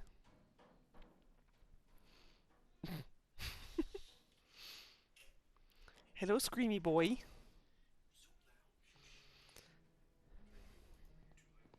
Hey, Phil, let's talk. What about? Any ideas what the code for the door might be? It could be anything. Are you intending to guess it? Unless I find it written somewhere, I don't see any other way. Santa Maria, that could take months. If what is behind that door is so important, then the code itself must be something meaningful to Clark. Maybe you can deduce it by learning more about him. I am certain those payasos at the commune will have plenty to share. Right. Carry on.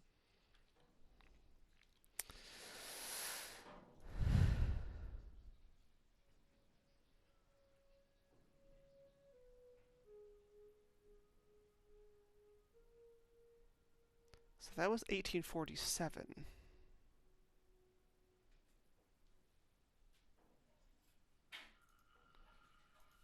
Let's try that. But also they said 88. Could also just try 8888.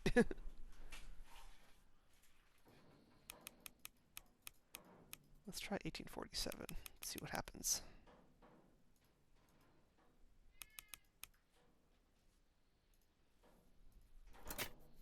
No good. I guess those dials aren't set up correctly. Hey, hello, Mind Cozy. Let's try 8888.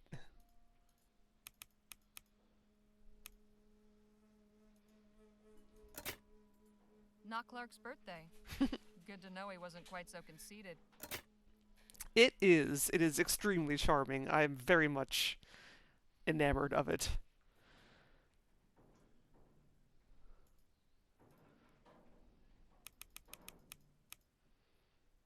Let's try 1888. No good. I guess... Okay, wait. So tell me again. Wait. So, but what's this year is what I want to know. Oops. No. 2 years ago. October 25th, 1850. Okay. Dear Miss Leger, thank you for submitting your sample. Okay, so Your rotation is quite 1848. right. House 1848, I think, is what I want. 1848.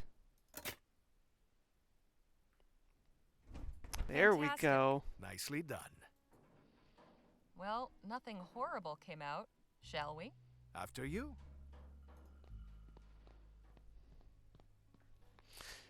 I'm going to save my game first.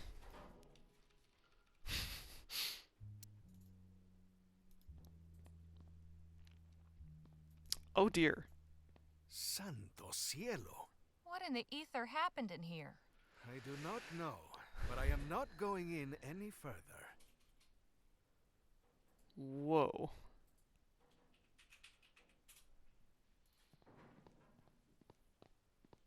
I've never seen anything like that before. Have you? Nope, and I never want to see anything like it again. Fair.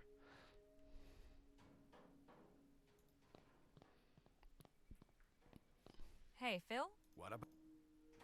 Right? These mannequins are disturbingly lifelike. This one's posed like it's reaching for something. Clark's research involved playing with life-size dolls? Que locura! Ripe and juicy tomatoes. How can they grow without any soil? Easy. Devilry. Interesting. So this, I think, is going to be the solution to the commune's These problems. squashes look healthy. Some huge green bean pods. Green beans. I love green beans. Ripe and completely overgrown. Probably for the best.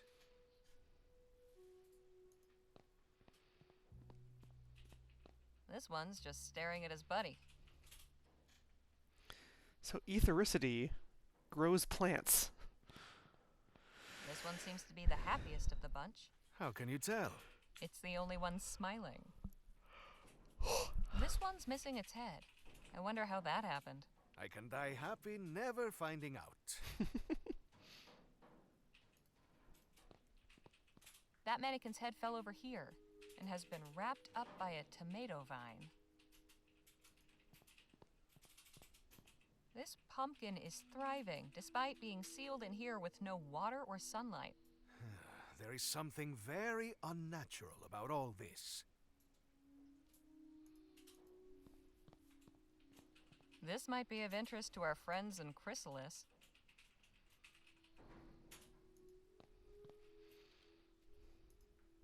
This is easily one of the strangest things I've ever had in my possession.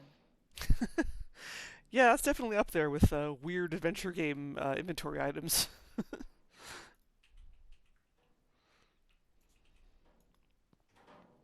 Probably.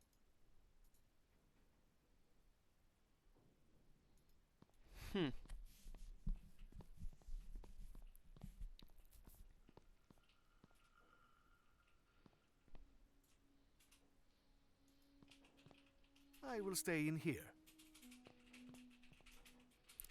Next to the creepy room, are you sure? Okay.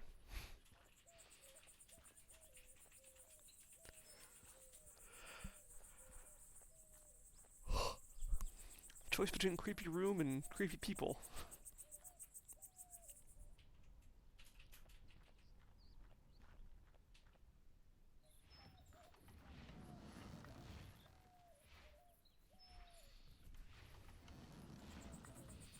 Well, you want a fertilizer? I'm taking This some. better work, Phil.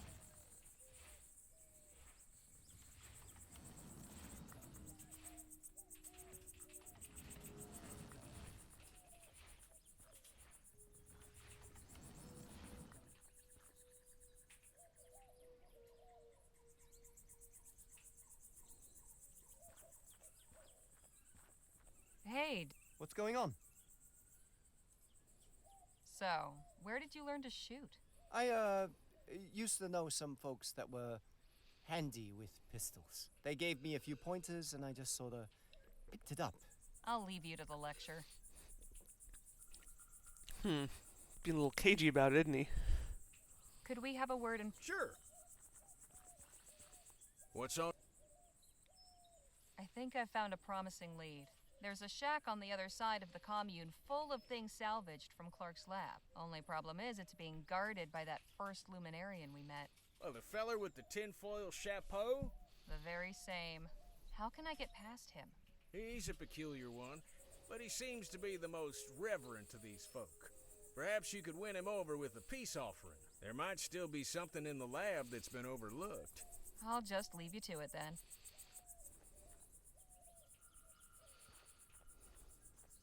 Best not to interrupt.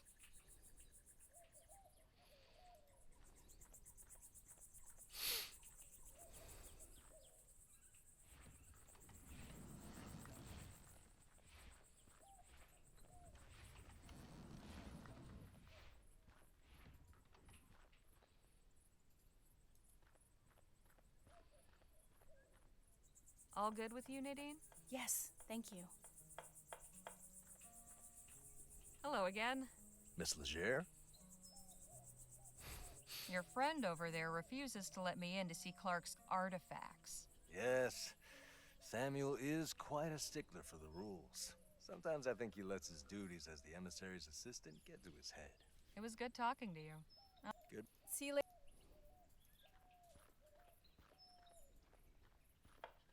I've got more important concerns right now. Well...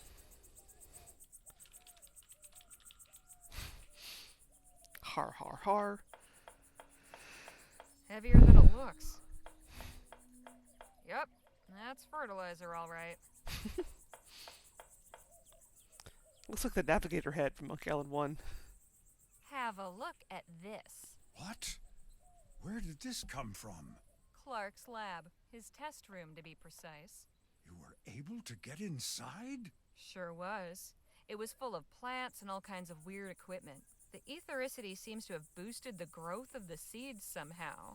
It's like a jungle in there. I cannot condone your reckless disregard for the sanctity of the laboratory. But I also cannot deny the importance of this discovery. I must alert Emissary Paul immediately.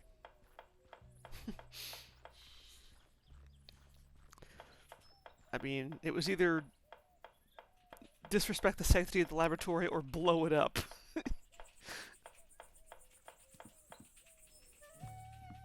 I'd better be quick. No telling when that chump might come back.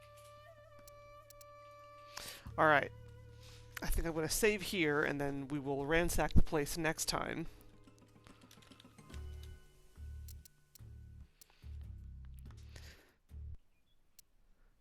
And I'm excited to do that. Because, yeah, this game rules, and I am very much enjoying it.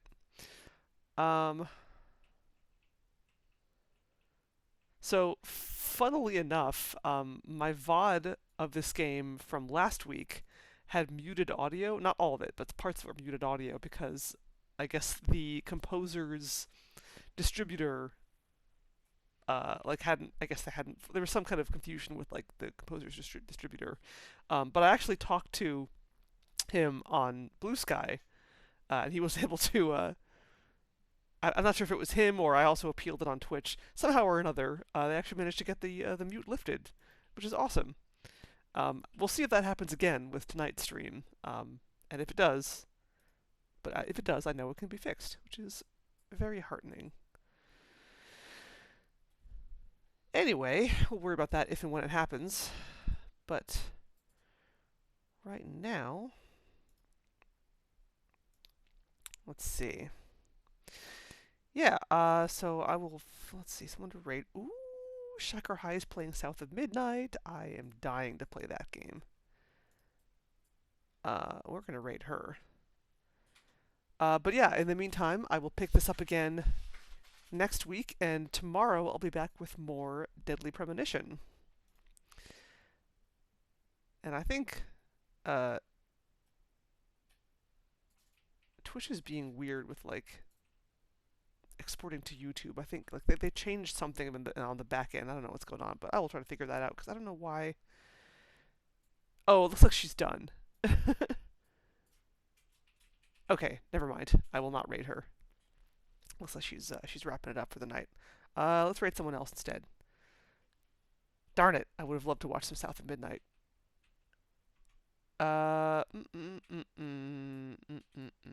Who is around instead? Oh god. Taco Adventure is playing the 11th Hour, which I attempted to stream some time ago, and I did not get very far. Although he might also be wrapping up. Dang it. Okay, hold on. Alright, third time's the charm. Nerethia. Nerethia is playing Oxenfree 2, which I have not played. I played Oxenfree 1, and it was great. I should replay Oxenfree. Let's raid Nerethia instead. For more point-and-click adventure game goodness. Although, I don't know. I mean, Oxenfree is kind of point-and-click adventure adjacent. But yeah. So thank you for watching, everyone, and I will see you tomorrow for a Deadly Premonition. Yay! The side